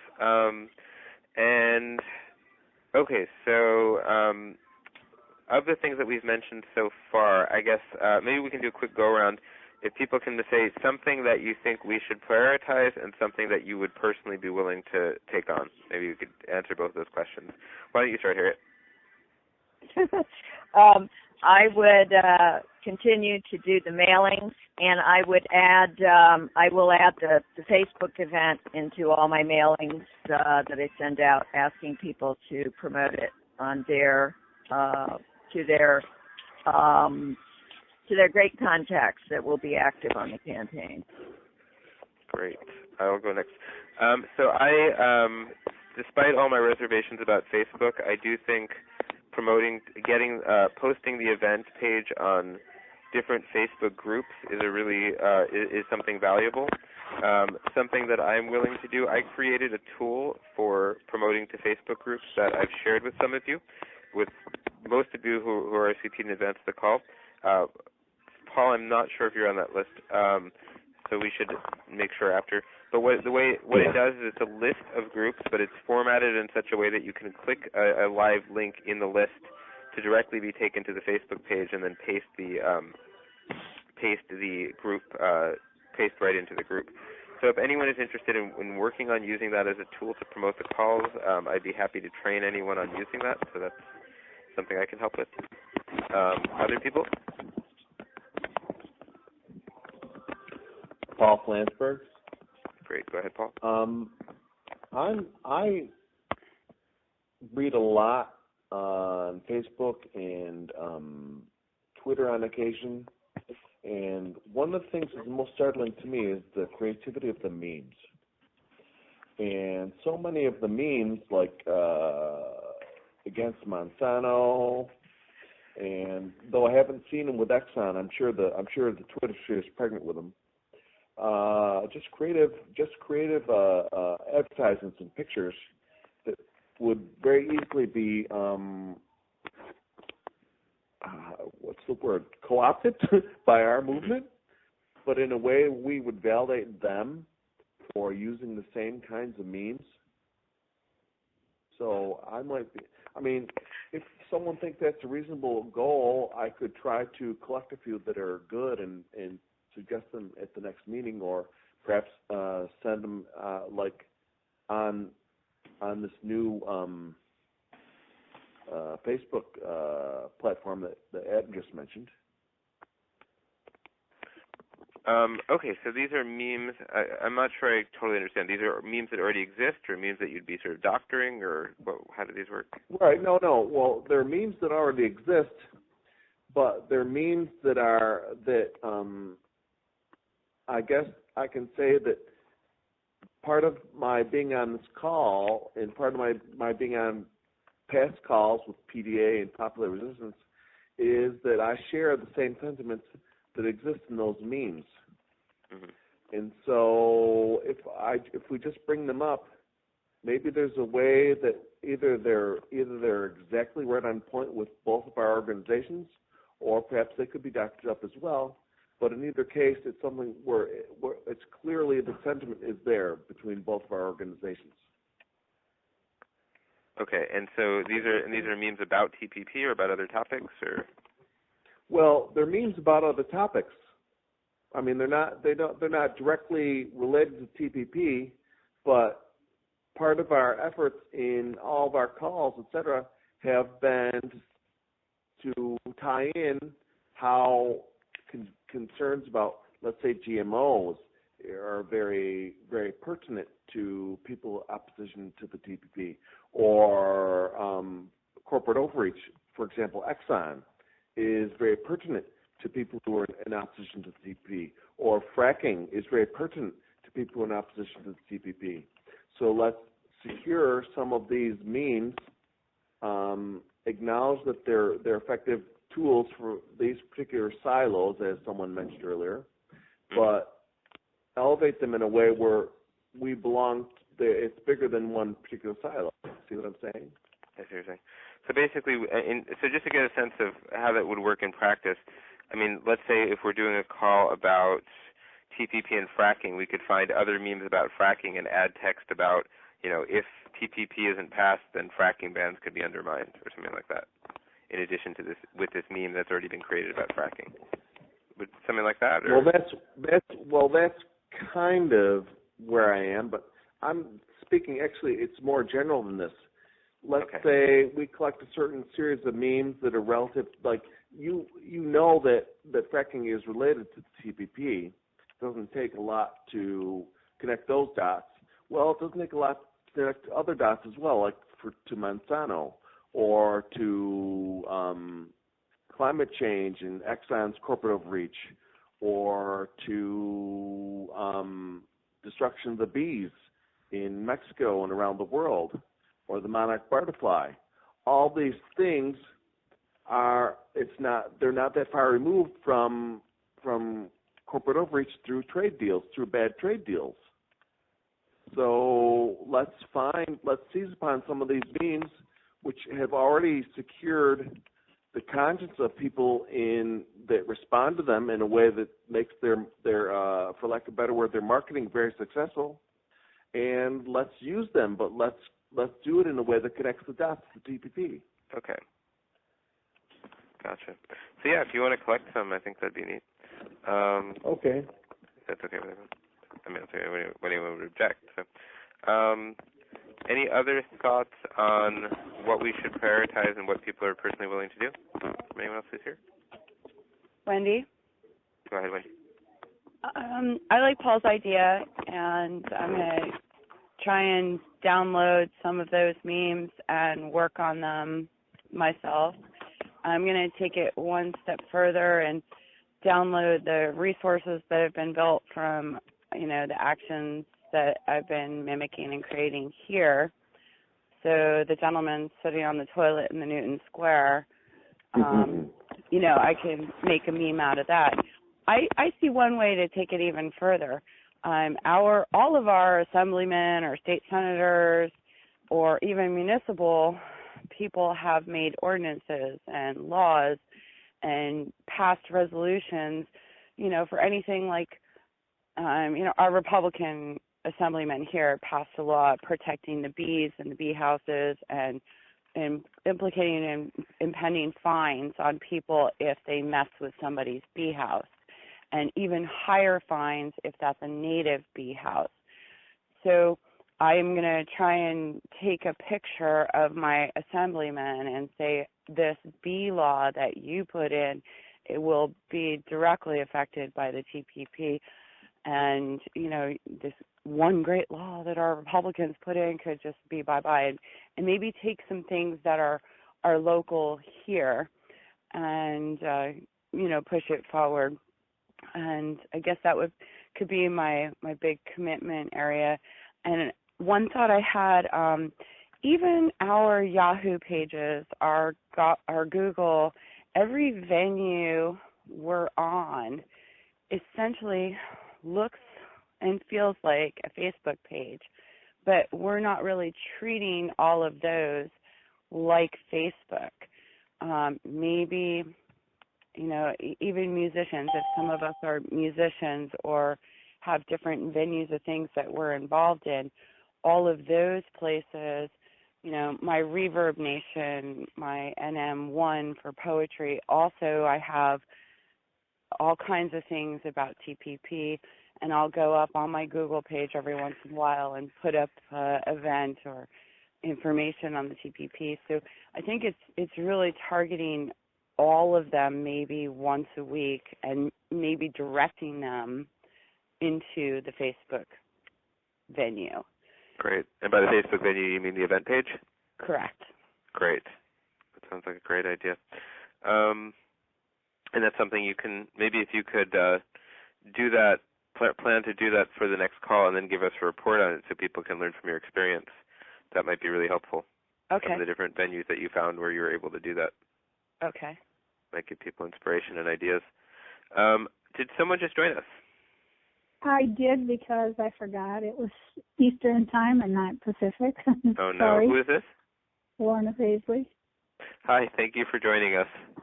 Sorry. It's okay. Did I miss anything? You've missed a lot, but luckily the whole call was recorded, so if you want to listen, you can listen to everything word for word. Okay. Adam, this is Tony. Mm-hmm. One of the things I've been doing is I do a lot of responding on blogs, and every chance I get, I drag the topic to the TPP and mention it, and not only the TPP, but the other upcoming trade deals. Right. And there's a lot of traffic on some of these, and a lot of them get, I've built up a kind of a following and people I follow, and we're obviously au fait with the bigger aspects of TPP, and most of us are against it. So, I mean, that's an area. And there are blogs that will accept submissions. So, like Daily Costs and things like that, where you can write a diary and I think that's a good, on the web, that's a good place to put stuff out. That's a great idea. So then basically making a point or an argument or an article about TPP, and then saying to find out more, you can join this call on X date and learn more. Or even if the topic can be, as people have said, like the Black Lives Matter, you can put up that you can trail into the fact that if there was more jobs and more funding for education, and yet here we are, dragging everybody's income down and driving income inequality up, and the TPP is only going to make it worse, and here's why. Right. That kind of stuff. Yep. And one thing that we can also do, if we eventually have a web presence, is if we want to make it more permanent, we can promote the next call. Give the link to, to find out about the next call. Here's a link to the Facebook event, and to find out, we have calls three to four times a month. To find out about future calls, you can go to our webpage at tppcalls.org or whatever it is, and find out about upcoming opportunities to learn about this issue and its effects and what are some of the actions that you can take. You've got to be careful doing that, though, because if you just put in too much cut and paste and too many links, the moderators will dump you. But, I mean, you can do it judiciously, and that's no problem. So long as you're making some comment about the topic, or that's roughly fits in with the topic, or that fits in with some previous posters' comments on the topic. Right. Okay. Yeah, definitely not suggesting that we just do, like, random spamming. That's not going to help us, but that's a great point. Thank you. So, Tony, would you... I don't know that there's a way to systematize that, but if you maybe could make a list of, and maybe Wendy, you could do this for your idea as well, if either of you could make a list of some of the venues that you've found to be helpful places to do that kind of outreach, maybe we could encourage other people to also visit those venues, and then in time we could even divvy up, like, certain people being in charge of trying to regularly be a presence in this or that venue. Is that something that the two of you might be able to do? Sure. Yeah. Great. Sorry, who was the other person? Wendy. So Wendy was mentioning some various sites that have sort of Facebook-style social media commentary options, which sounds similar to a degree to what you're talking about, Tony, although you're talking more about blogs, and I think she's talking about, like, music sites and other things. But if the two of you, maybe, if you could each generate that list, then, and you can maybe, I don't know, maybe if you want to be in touch with each other to see if there's overlap, there's certainly no harm in that. But do you want to share contact information to collaborate on that? Well, sure. Yes. Wendy, did you get mine earlier on? No? No, I didn't. Mine is Wendy, WENDIES. Okay. Yep, Wendy's with an S, words, WORDS, @yahoo.com. Sorry. WENDIE. S. Yeah. Words, WORDS, @yahoo. Wendy's Words. Okay, there's two S's in it. Okay, at Gmail. Oh, I'm sorry, just one S, like Wendy's, like the bird, and then Words has an S at the end, yes, @yahoo. WNDYS, is it? No. IE. IES. And then I'll do it from the beginning. WENDIES WORDS @yahoo. At Yahoo, sorry. Correct. Thank you, Tony. Okay, and mine is TODOHERTY at dc.rr.com. Thank you. All right. One other thought I had, Adam. Personally, when you go back to the TPP free zones, as we're getting into our municipal and our towns meetings and promoting the TPP free zones, we can also be verbally and or with handouts. And every Tuesday night I have a candlelight vigil. I can have a handout that I'm also including this information that we've collaborated from this call forward personally. Carry the handout with us when we go shopping, when we have run errands. I think that personal touch, more people are waking up to. So, in other words, if we could make a flyer that talks about TPP and include on the flyer a schedule of upcoming calls, that might be a way to do that. We've done something like that in New York, not so much in terms of sort of broad public outreach, but in terms of outreach for activist events, where we'll make a list of our local trade justice events, but we'll also include the calls. Correct. So yeah, I mean, so if we want to make a flyer, like maybe a two-sided flyer that has on the one side, a boilerplate, stop. This is why TPP is bad, with a nice graphic and some text, and on the other side, here are some upcoming calls, and then we could change the backside for each month or whatever. That might be a way that, and then we could push that on the call and encourage people to make copies and distribute them. Maybe that would be correct. A way that we could promote the calls. Correct. Great. That's a great idea. Excellent. And I agree. I do think there's value in that kind of direct outreach. So that's maybe something we could add. Would you be interested, Wendy, in, well, I know you've already taken on a lot, but would you be interested in putting something like a template for that together? Or I'm making one for our Tuesday, and okay. I'm not really doing it double-sided. We're kind of splitting it up. So people who know nothing about the TPP, we're giving out the OCU cards and or a little direct New Jersey District 5 sheet. Right. And then the people that jump out of the van and say, "You're the only awake people in America," we hand them the sheet that says, we need 50 outreach people. What you can do. You can write letters to the editor. You can join this. You can do this. And those are the people we're handing the action sheets to. I like your double-sided, but I find that the people who don't know anything about the TPP, it's overload if you're handing them too much. I see what you're saying. Yeah, so We'll see. If the public catches up with us, those two-sided are useful, and we're using less trees. But at the same time, there's so many people who run away back to their hole if they go on overload. So maybe the thing to do, based on what you're saying, I'm thinking maybe instead of having it's one thing to do that, because mainly our stuff is for distribution at activist events, so it's a different audience. But I'm thinking maybe for your more generalized audience outreach, maybe the thing to do is not have a schedule of upcoming events, but having a particular flyer promoting just the next call, focused on the topic of the next call, and with the promotional text for the next call and the details about how to join it. So maybe we'll use like a graphic on one side. Our food is under attack by the Trans-Pacific Partnership. Find out how and what you can do about it on this free national conference call, and then the details of the call, and then that's the whole flyer.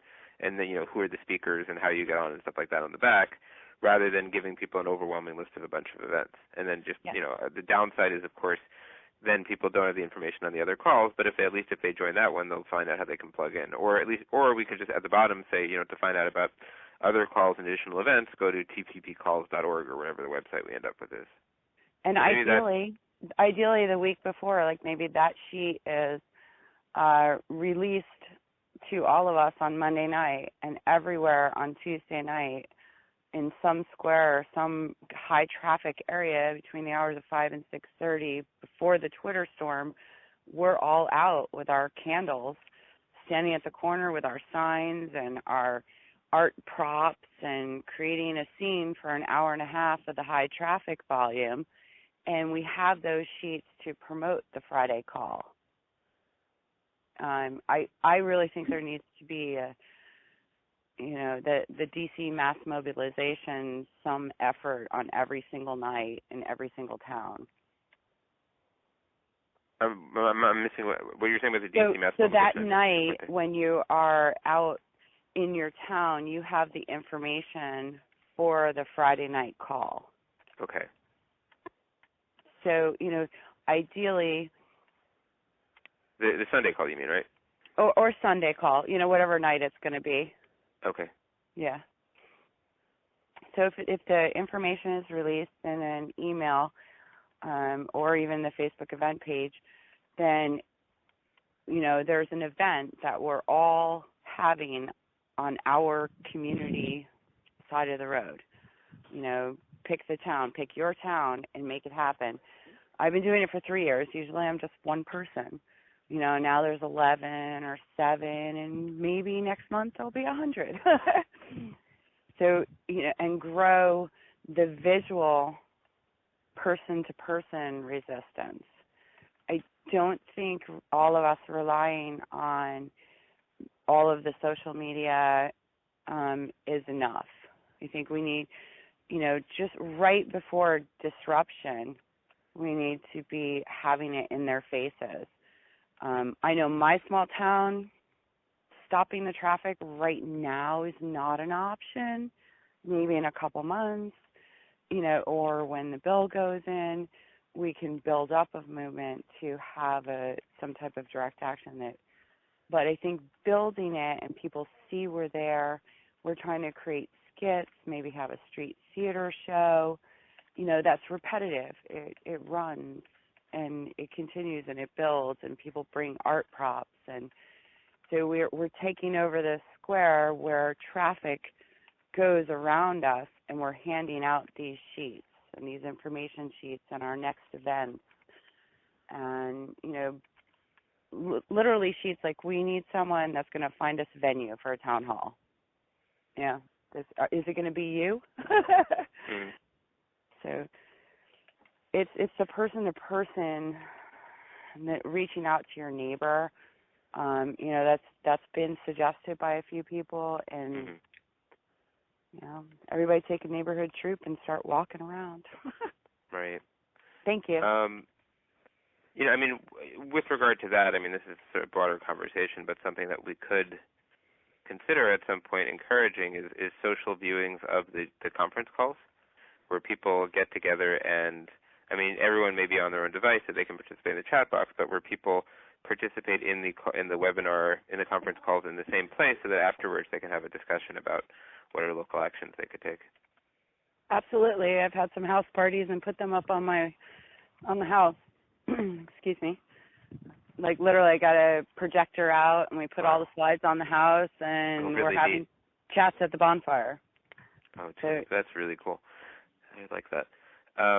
And another thing that just occurred to me based on what you're saying, and we were kind of going back and forth, so we should open up, is that we could, if we're that in-person outreach you're talking about doing, we could target that for different calls to different places. So, for example, if we're doing a call about, if our next call is about impact of TPP on LGBT communities, we could focus on doing outreach at LGBT community centers and LGBT community events. If we're doing a call about food, we could do outreach at farmers markets and food co-ops. If we're doing, et cetera. Senior centers, going to every single senior center if you're doing healthcare and medicinal costs. Yep, absolutely. That's a great idea. I really like your flying idea a lot. And the seniors is another great angle. So, okay, why don't we move on from people other than the two of us, because we are going back and forth. But does anyone else have other thoughts? And we've also gotten a little far afield of social media, although this is, I feel like, great stuff. Does anyone else have any other thoughts on what social media outreach we should prioritize, and what role they might want to have in social media outreach? Okay. So we have, it's about, we're 4 minutes to 10 Eastern. How many people can we find out how many people are still on and how many people are going to have to get off in 4 minutes? This is Adam. I'm open-ended. Who else? What's the story for other people? Paul, Ross, New York. I'm ready to go. Okay. Harriet, I'm out of here. Okay. 5 minutes or 4 minutes. Gotcha. Okay, so and sorry, Tony here. I'll stay to the end as I'm taking notes. Okay, fair enough. I can stay. Gotcha. Here. Okay. Harry, who have we got now at the moment? Just so I know. So Harriet's about to get off. Paul is about to get off. Right. Who else? Did anyone else are going to get off? Yeah, Wendy. Sorry. Wendy's going to get off. Okay, Miss and you, then say again.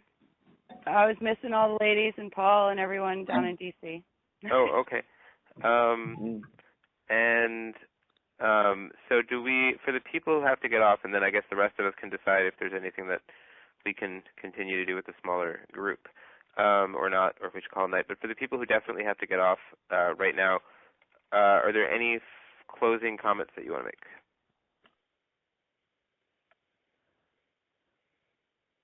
Okay. Well, one thing I would like to do. TPP. There you go. Okay, so it's 3 minutes till we lose you. I would like to say to maybe take a minute or two to do some evaluation of this call and thoughts on next steps and next calls, because whether we didn't schedule another call, unfortunately, and we should figure out what we want to cover. So any thoughts on, first of all, before people get off, people pretty overwhelmingly chose this time as the best time for them. Do people like this Friday evening time for calls in general? Or is it just a fluke because it's Thanksgiving weekend? Fluke. Okay. Good with me. Fluke for me, too. Okay. Yeah. Tony, I'm retired. It doesn't matter to me. Okay.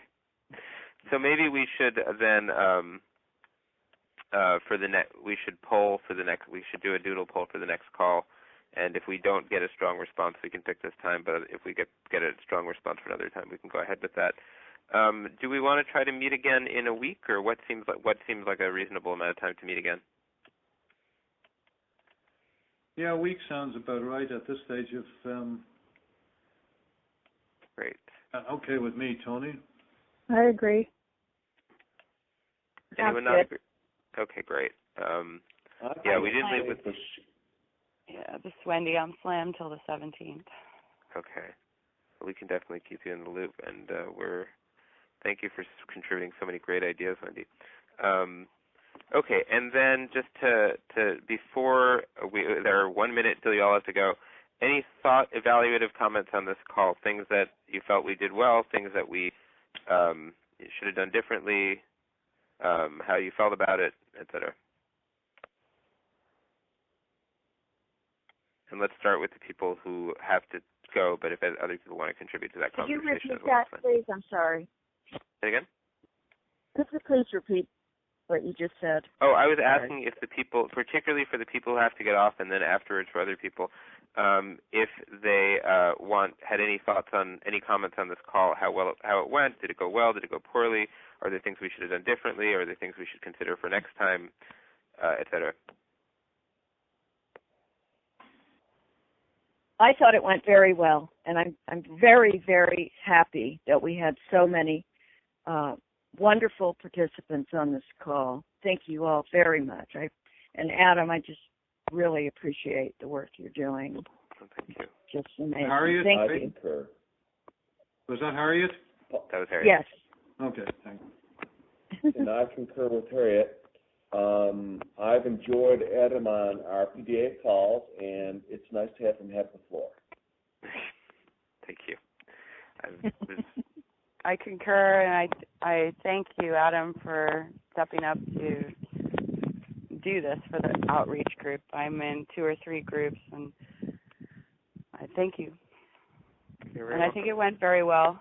I like the slow, more consensus style compared to maybe a business style we might come across in at work. Thank you. You're welcome. And yeah, I for myself, I was really pleased by some of the feedback that we got. I'm always really happy when people have things to say, and people had some really, I thought, wonderful ideas that I think it's going to take us many weeks to digest just some of what came out on this call. But I thought there were some really, really great ideas that came out. Does anyone? Does anyone who has to go right now have any other evaluative comments you want to make, or any other final words that you want to say, or do you want to just call it night? Sure. Y'all rock and you're true patriots. Thank you. Flush the Thank you, Wendy. Bye-bye. No pun intended. I did have one thing that I really wanted to try, make sure that we always try to work in tandem, or to help out and do what we can with Margaret and Kevin and Mackenzie's group. I think that's really important that we absolutely.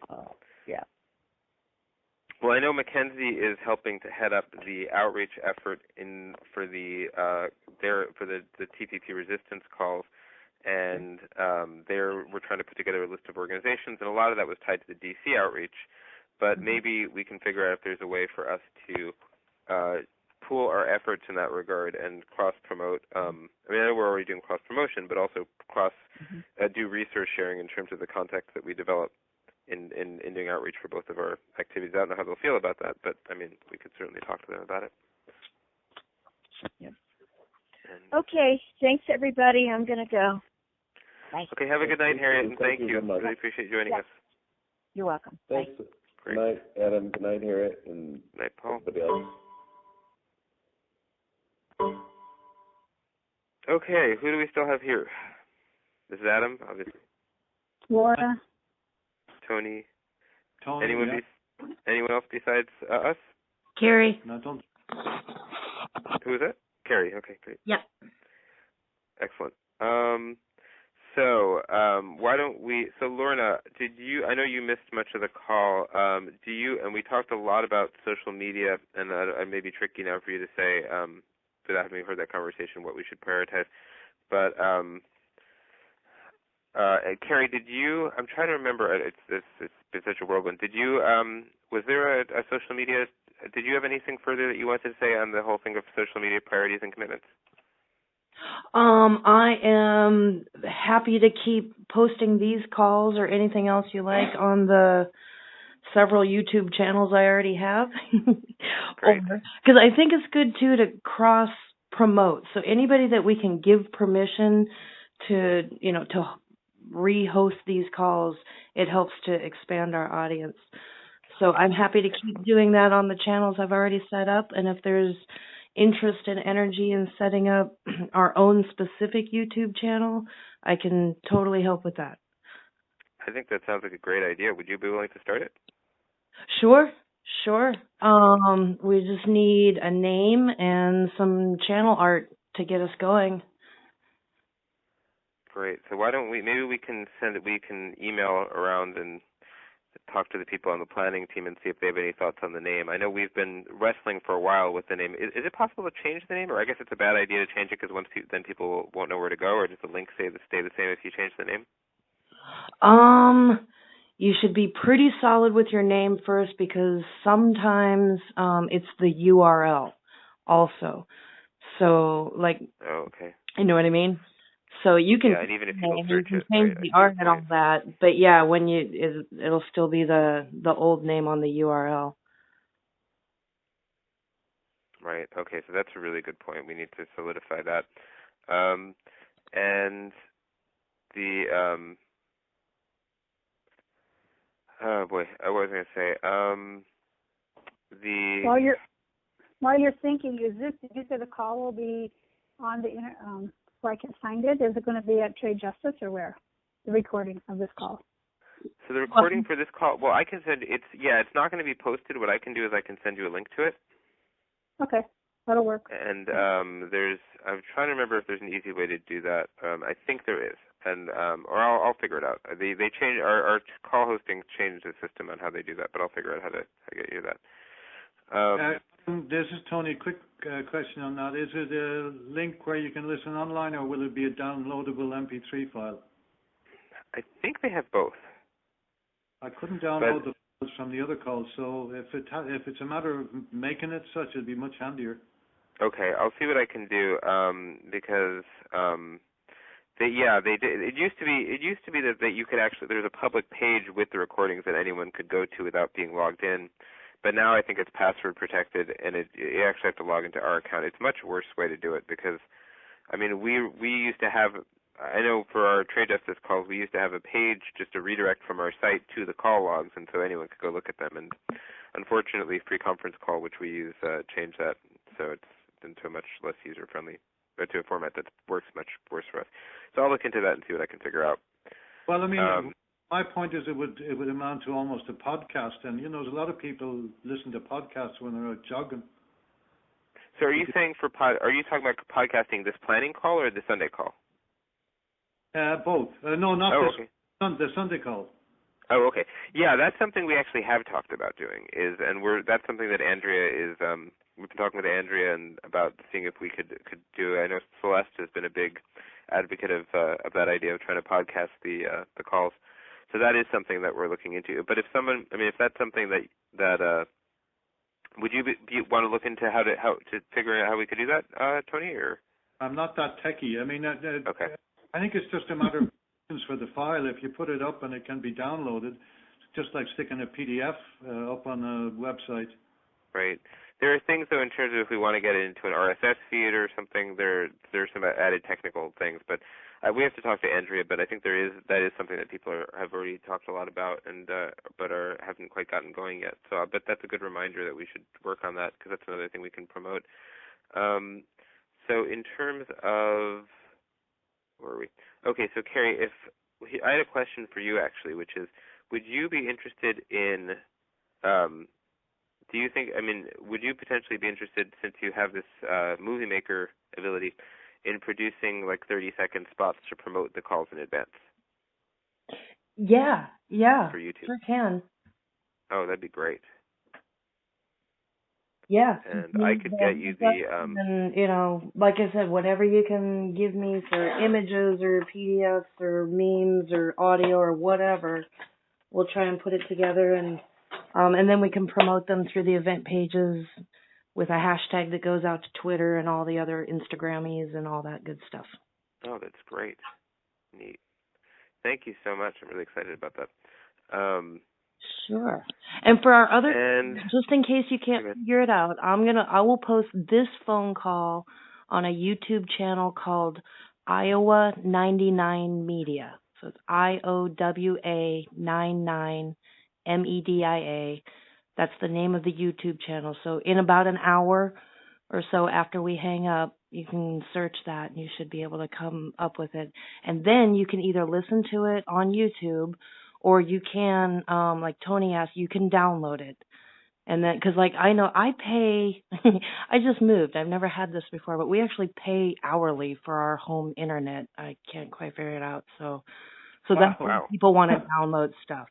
And then, you're not using 2 hours of your time. Oh my gosh, hourly. That's Can you believe that? I know. It's like 1987 here or something. Jeez. And are you and were you on this call from the very beginning, or? I was, yeah. Okay, great. So you'd have the full recording. Okay, excellent. So, and is that channel where we can also find some of the recordings of the Sunday calls? You know what? It's a brand new one because I just moved to Iowa from Hawaii. So my other YouTube channel that all the other calls are on is Occupy Hawaii. So if you search the words Occupy Hawaii and TPP, you should be able to come up with them, or I haven't done my tags properly. Okay, great. If you can, and if you could email me all that, then I can share that with everyone. I'm at adam@tradejustice.net. Right on. Yep, I wrote that down. Great. Excellent. Okay, very good.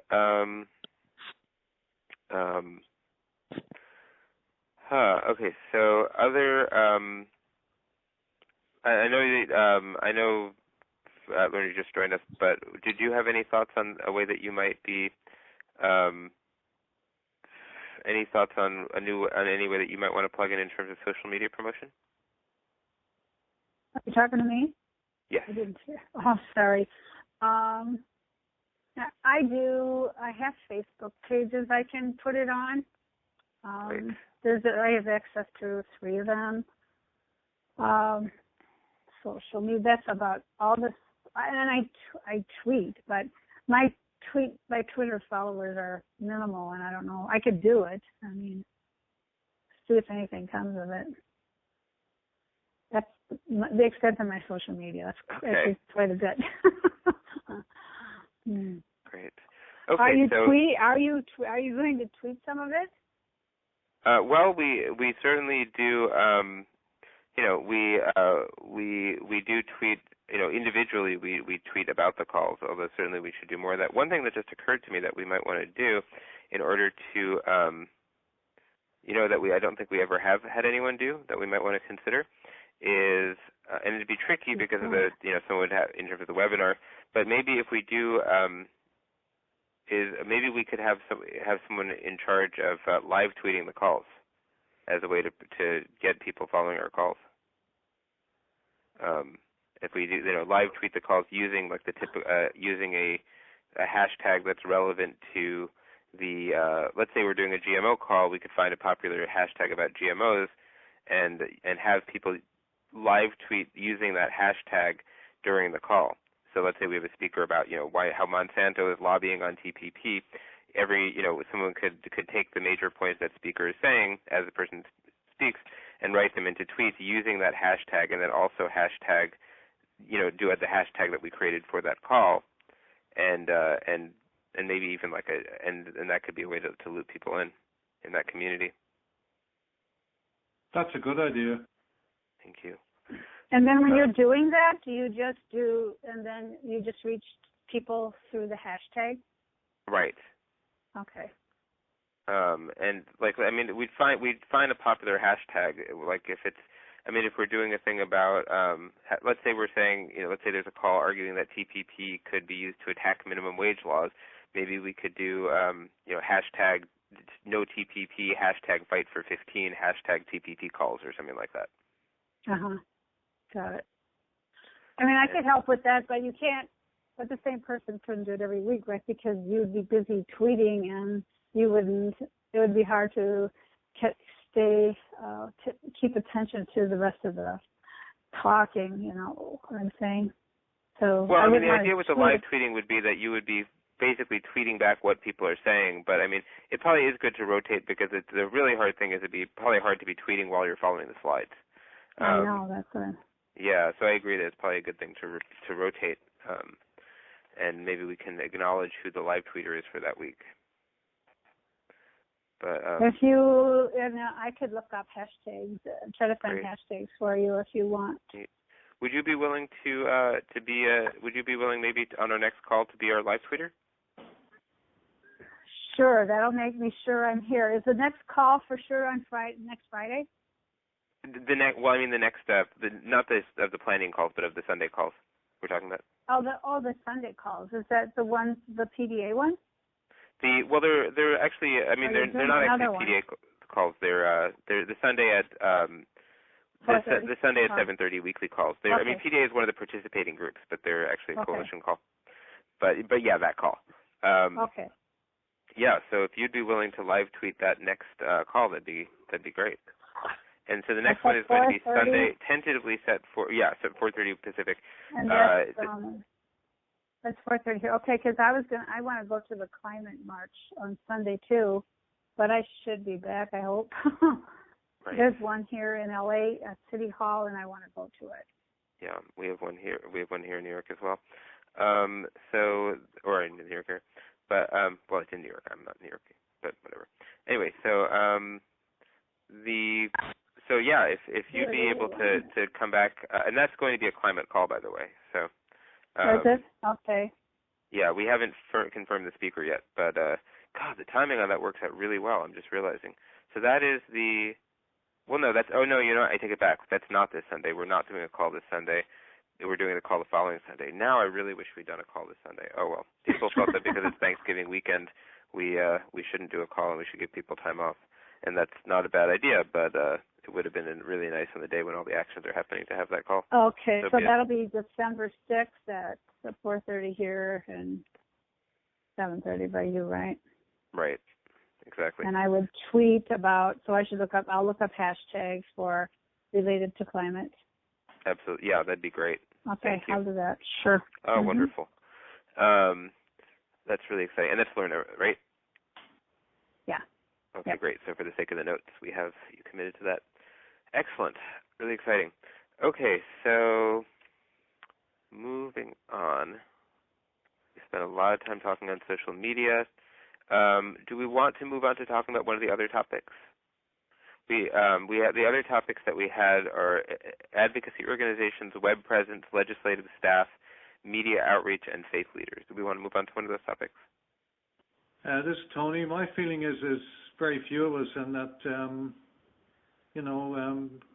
the more the merrier sort of thing, particularly for dredging up ideas. Maybe it would be better to fine-tune some of the stuff that came up tonight amongst us. Okay, that sounds good to me. How does that sound to other people? Don't know how many other people are left. Right, I think there's about 4 of us. But okay, so yeah, I think it would be better not to go into another topic without the rest of the group either. Yeah, that makes okay. Then Tony, why don't you start that fine-tuning discussion? I know I've been fixated about it, but I still think that getting in with the people who already have YouTube presence is a good idea, and possibly for most of those, do it in a kind of a news format or a news anchor format or an op-ed format. And if we could put together some sort of a history of the calls and who has appeared on them and all that sort of stuff. And then the item is the press release, if you want to call it that, is that this has already been going on, and here are some of the people who have appeared on it. I mean, Bernie Sanders was on one of the calls. That's right. A whole list of others. And then it's something they can bring up as a news item and then say the next call is a such and such a week, and we'll be reporting on that. Right. So the thing is, I need a bit of help to put together what amounts to a press release and then pick people to send it out to. But I definitely would do it to Ed Schultz. That sounds great. Maybe you could start by putting together the list, and then once you have the list, you could put together the press release. Okay. And we could also on the next call then see if we can find someone to help you with the press release. I might be able to help you with that, actually. That might be an area I can help with. But why don't we start with the list, and then we can put together the press release thereafter. Excellent. And then most of those do podcasts as well. Excellent. Great. And we could also, we could put out we could ask other people if they have ideas they want to add to that list. Gosh, I almost feel like we need to do a report back on this call on the next Sunday call. And I don't even know how to do a report back because there's so much that we covered. We're just really going to have to encourage people to read the notes and listen to the recording or something, or at least read the notes. Yes, and the notes is going to be a challenge, but let's see. I'll do a draft and send it to you, and we work from there. Is that okay? Yeah, absolutely. Okay. Thank you. I know this is going to be a challenging set of notes to take. It's been a really dense call. And that's one of the reasons why we should probably wrap up pretty soon, because consideration for Tony. But yes, I want my dinner. Say it again. I want my dinner. Fair enough. Wow, you haven't even eaten dinner yet. That's right. You're given the I forgot the time difference. Okay, well then let's try to cap within the next 10 minutes tops. Does that sound okay to everyone? Yep. Yeah. Okay. Great. Excellent. So I think that's a really great idea, Tony. And if you could start that'd be wonderful. And then maybe we could, when we're looking at the notes, maybe when we review the notes, we can think about areas where we want additional feedback. Or maybe what you can do is once you have that list, sort of as a seed, we can announce to people that exists and share that and say, does anyone have other people they want to contribute? Because, yes, that they want us to contribute press releases to. But remember, we can also make speakers available. You're not loath to get onto a phone, I presume, if Ed Schultz wants to call you or somebody like that and talk about the TPP. Sure. There, depending on the topic, we can get people who are more specialized, but I'm certainly always available. That's the way I would see it going, and they're a much better way to disseminate this thing because they see that as grist for their mill. Right. Not doing it necessarily because they're violently opposed to TPP, but they're trying to just promote their own media. Right. And that's also why, because, I mean, the whole idea of promoting their own media is one of the reasons I was thinking if we could sort of cross-pollinate and, offer speakers, but also ask Ed Schultz to come on our call, then he, as a guest speaker, I feel like people are inclined to promote things that they're participating in, so he may promote the call that he's speaking on. Join me on this call or something. Yep. In the same way that, sometimes Amy Goodman on Democracy Now! Will announce, and I'm speaking at this forum at this place or whatever. And so I actually know sometimes people book Amy Goodman for events, in part because they want her there, but also just because they want the plug. But you have to be careful because they do like to control the narrative. I mean, for their own safety. That's why they're not too keen to join general discussions. Yeah. Although, I mean, Ed Schultz is pretty, in his case at least, he's pretty on message with most of what we do, with the stuff that we talk about. So in his case, I don't think we have to worry too much. But I mean, he really hits the key points excellently. I got to give him credit. So I think he's a great idea that you mentioned him. That's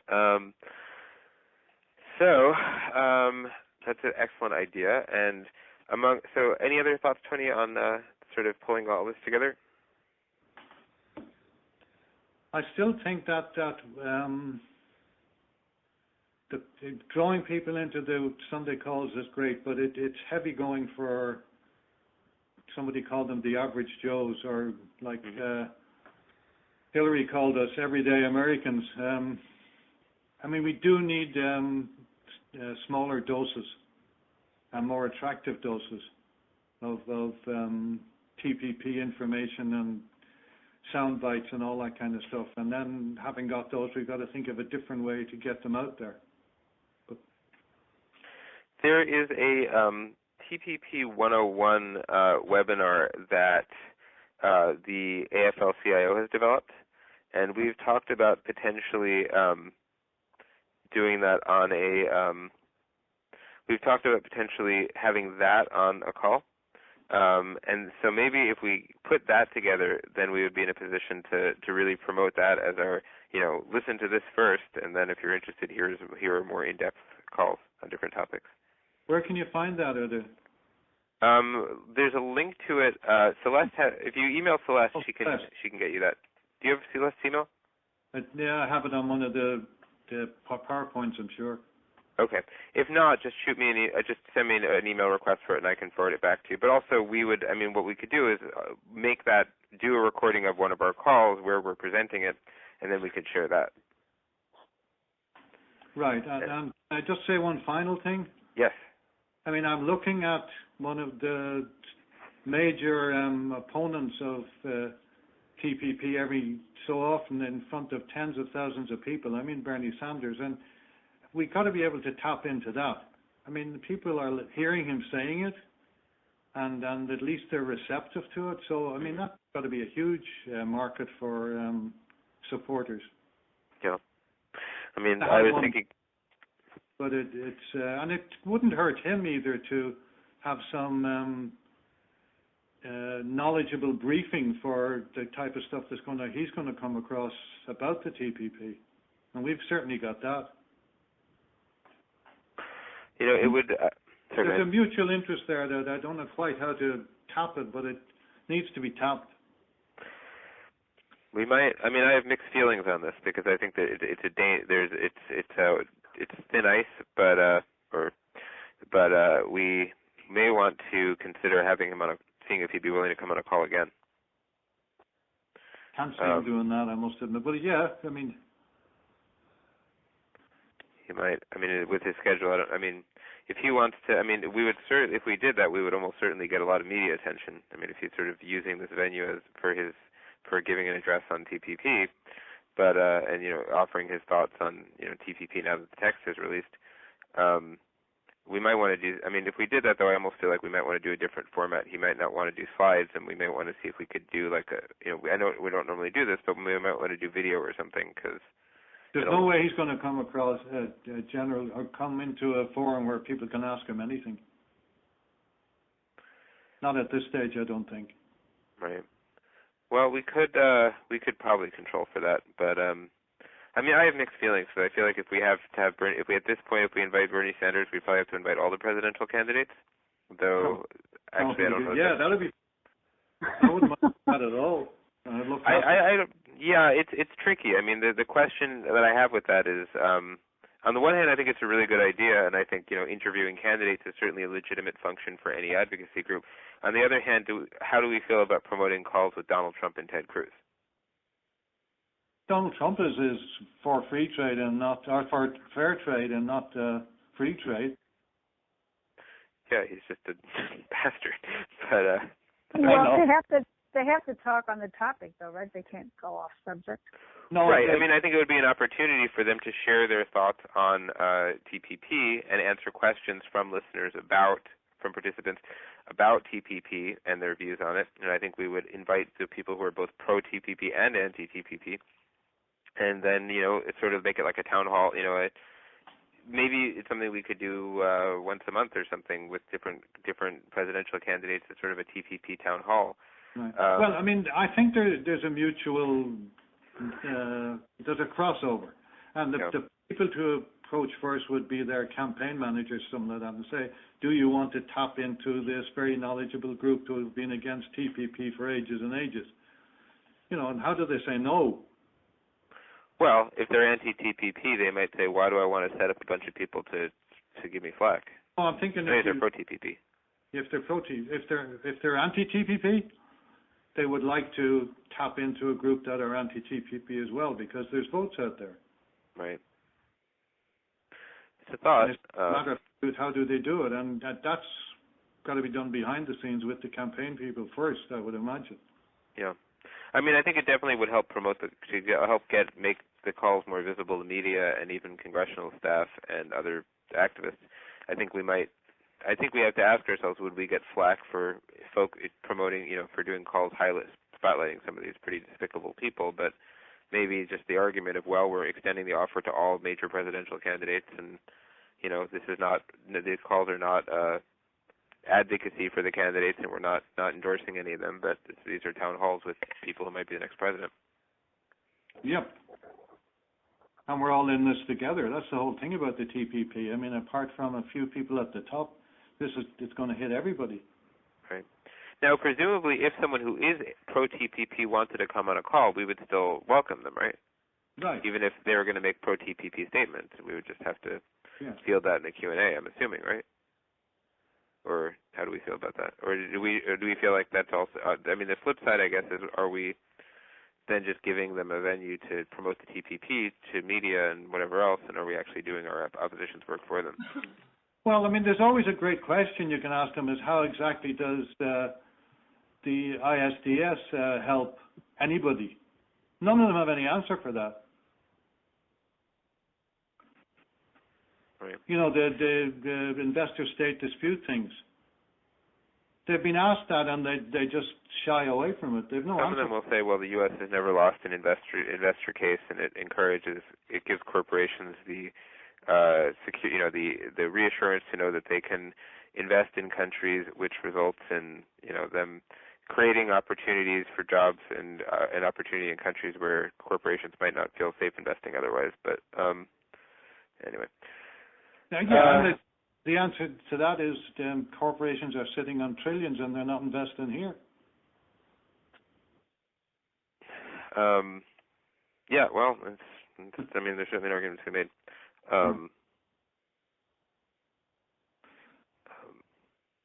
Well, all I'm saying is that we've got to be universal if we want to really stop this thing in its tracks.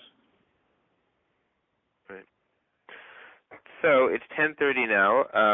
This is when we said we would cap. Do we want to add any final thoughts before we break, or? No, I think we should. I don't know about anybody else, but I think we should wrap it up. Can I ask one little quick question? It's about number 4, advocacy organizations. Are you talking about? All the organizations out there that are opposing the TPP? All the organizations that are opposing TPP and all the organizations that should be and aren't already. Okay. All right. Okay. Thanks. That's good. All right. And we can definitely talk about that on the next call. Any other final questions, comments before we break? No, I think we should call it a day or a night? Fine by me. I'm performing due diligence as facilitator to make sure that I'm not leaving anyone hanging. But I am completely fine with that proposal, with that suggestion. Okay, and we'll get information on the lady who's doing Iowa 99 Media, we can go there and get the rest of the call, and we'll get the notes from Tony and whatever else has been done. Yes. And so Carrie, I don't know that I have your email address. Can you send me an email so I have your email address? I am composing the email to you right now. Excellent. 2 examples of old TPP calls that you can look at, and then just a quick note to you about how we start a new one. Great. Sorry, just one question. You said you didn't have it. I thought you'd have all the emails of the people you sent the notice out to, no? Yeah, well, we also promoted it on Facebook, so some people may have come from Facebook. And so I was assuming that there was a channel from you to everybody else if I did a draft of the notes. Is that not I mean, I can email the people whose emails I have, but I might have. There's a couple people whose emails I may not. I probably should have made sure before everyone got off that they sent me their emails. I think I have most of them. There may be. I think there was another. Was there a second? I think there may have been a second Paul who I didn't have, or it sounded like that. And I'm not sure. I think most of the other people I have. If you send me the notes, though, I can send it to at least the ones that I have. Okay. And I couldn't be sure all the time who was. I have only one Paul on the list, for instance. Okay. Yeah, I thought at one point someone else said that they were a Paul, but maybe that was Paul Flansburgh and I just misheard. Okay. Maybe that was just Paul Flansburgh. Yeah. We do need a better way to collect names, that's for sure. Yep. But when it's just over the phone, it's very hard. Absolutely. Yeah, I mean, we can... One of the things that we're going to be doing with the Sunday calls is we're going to be moving away from giving people the information on the... Basically, we're no longer going to be telling people how they can connect to the call unless they register. So we're going to make registration mandatory so that we can collect contact info for everyone who calls in. What we've been doing in the past is we have a registration, but then we also just give out the link and the phone number on some of the promotional announcements, which kind of disincentivizes people from registering. So. Right, and a lot of people who do register just give a first name. Not a lot of them. No, we need more than that. We need at least an email address from people, or a phone number or something. Have to put an email. Well, we have to get an email because otherwise I suppose that there are people who want to. I can't imagine there's anyone who doesn't have email and is participating in a webinar. Maybe there are some people who would do phone only, but how are they even hearing about the calls? Yeah. Ooh, you're very broken up there, Adam. Oh no, I don't know why that is. Your last sentence, I don't know what happened. Yeah. I was saying that if we, I don't know that we have I'm pretty sure most of the people who are participating in the calls, if not everyone, has an email address. And even the people participating in phone only mode probably have an email address because, they heard about the call. So, and we don't do much promotion that isn't online in some form. Although I guess if we're flyering, that may change. But we should definitely have contact info for the people participating. Anyway, it's 10:35. We said we wanted to call tonight, so why don't we do that? Okie doke. Okay, all right. Good night. Good night, everybody, and thank you. Thank you. Take care.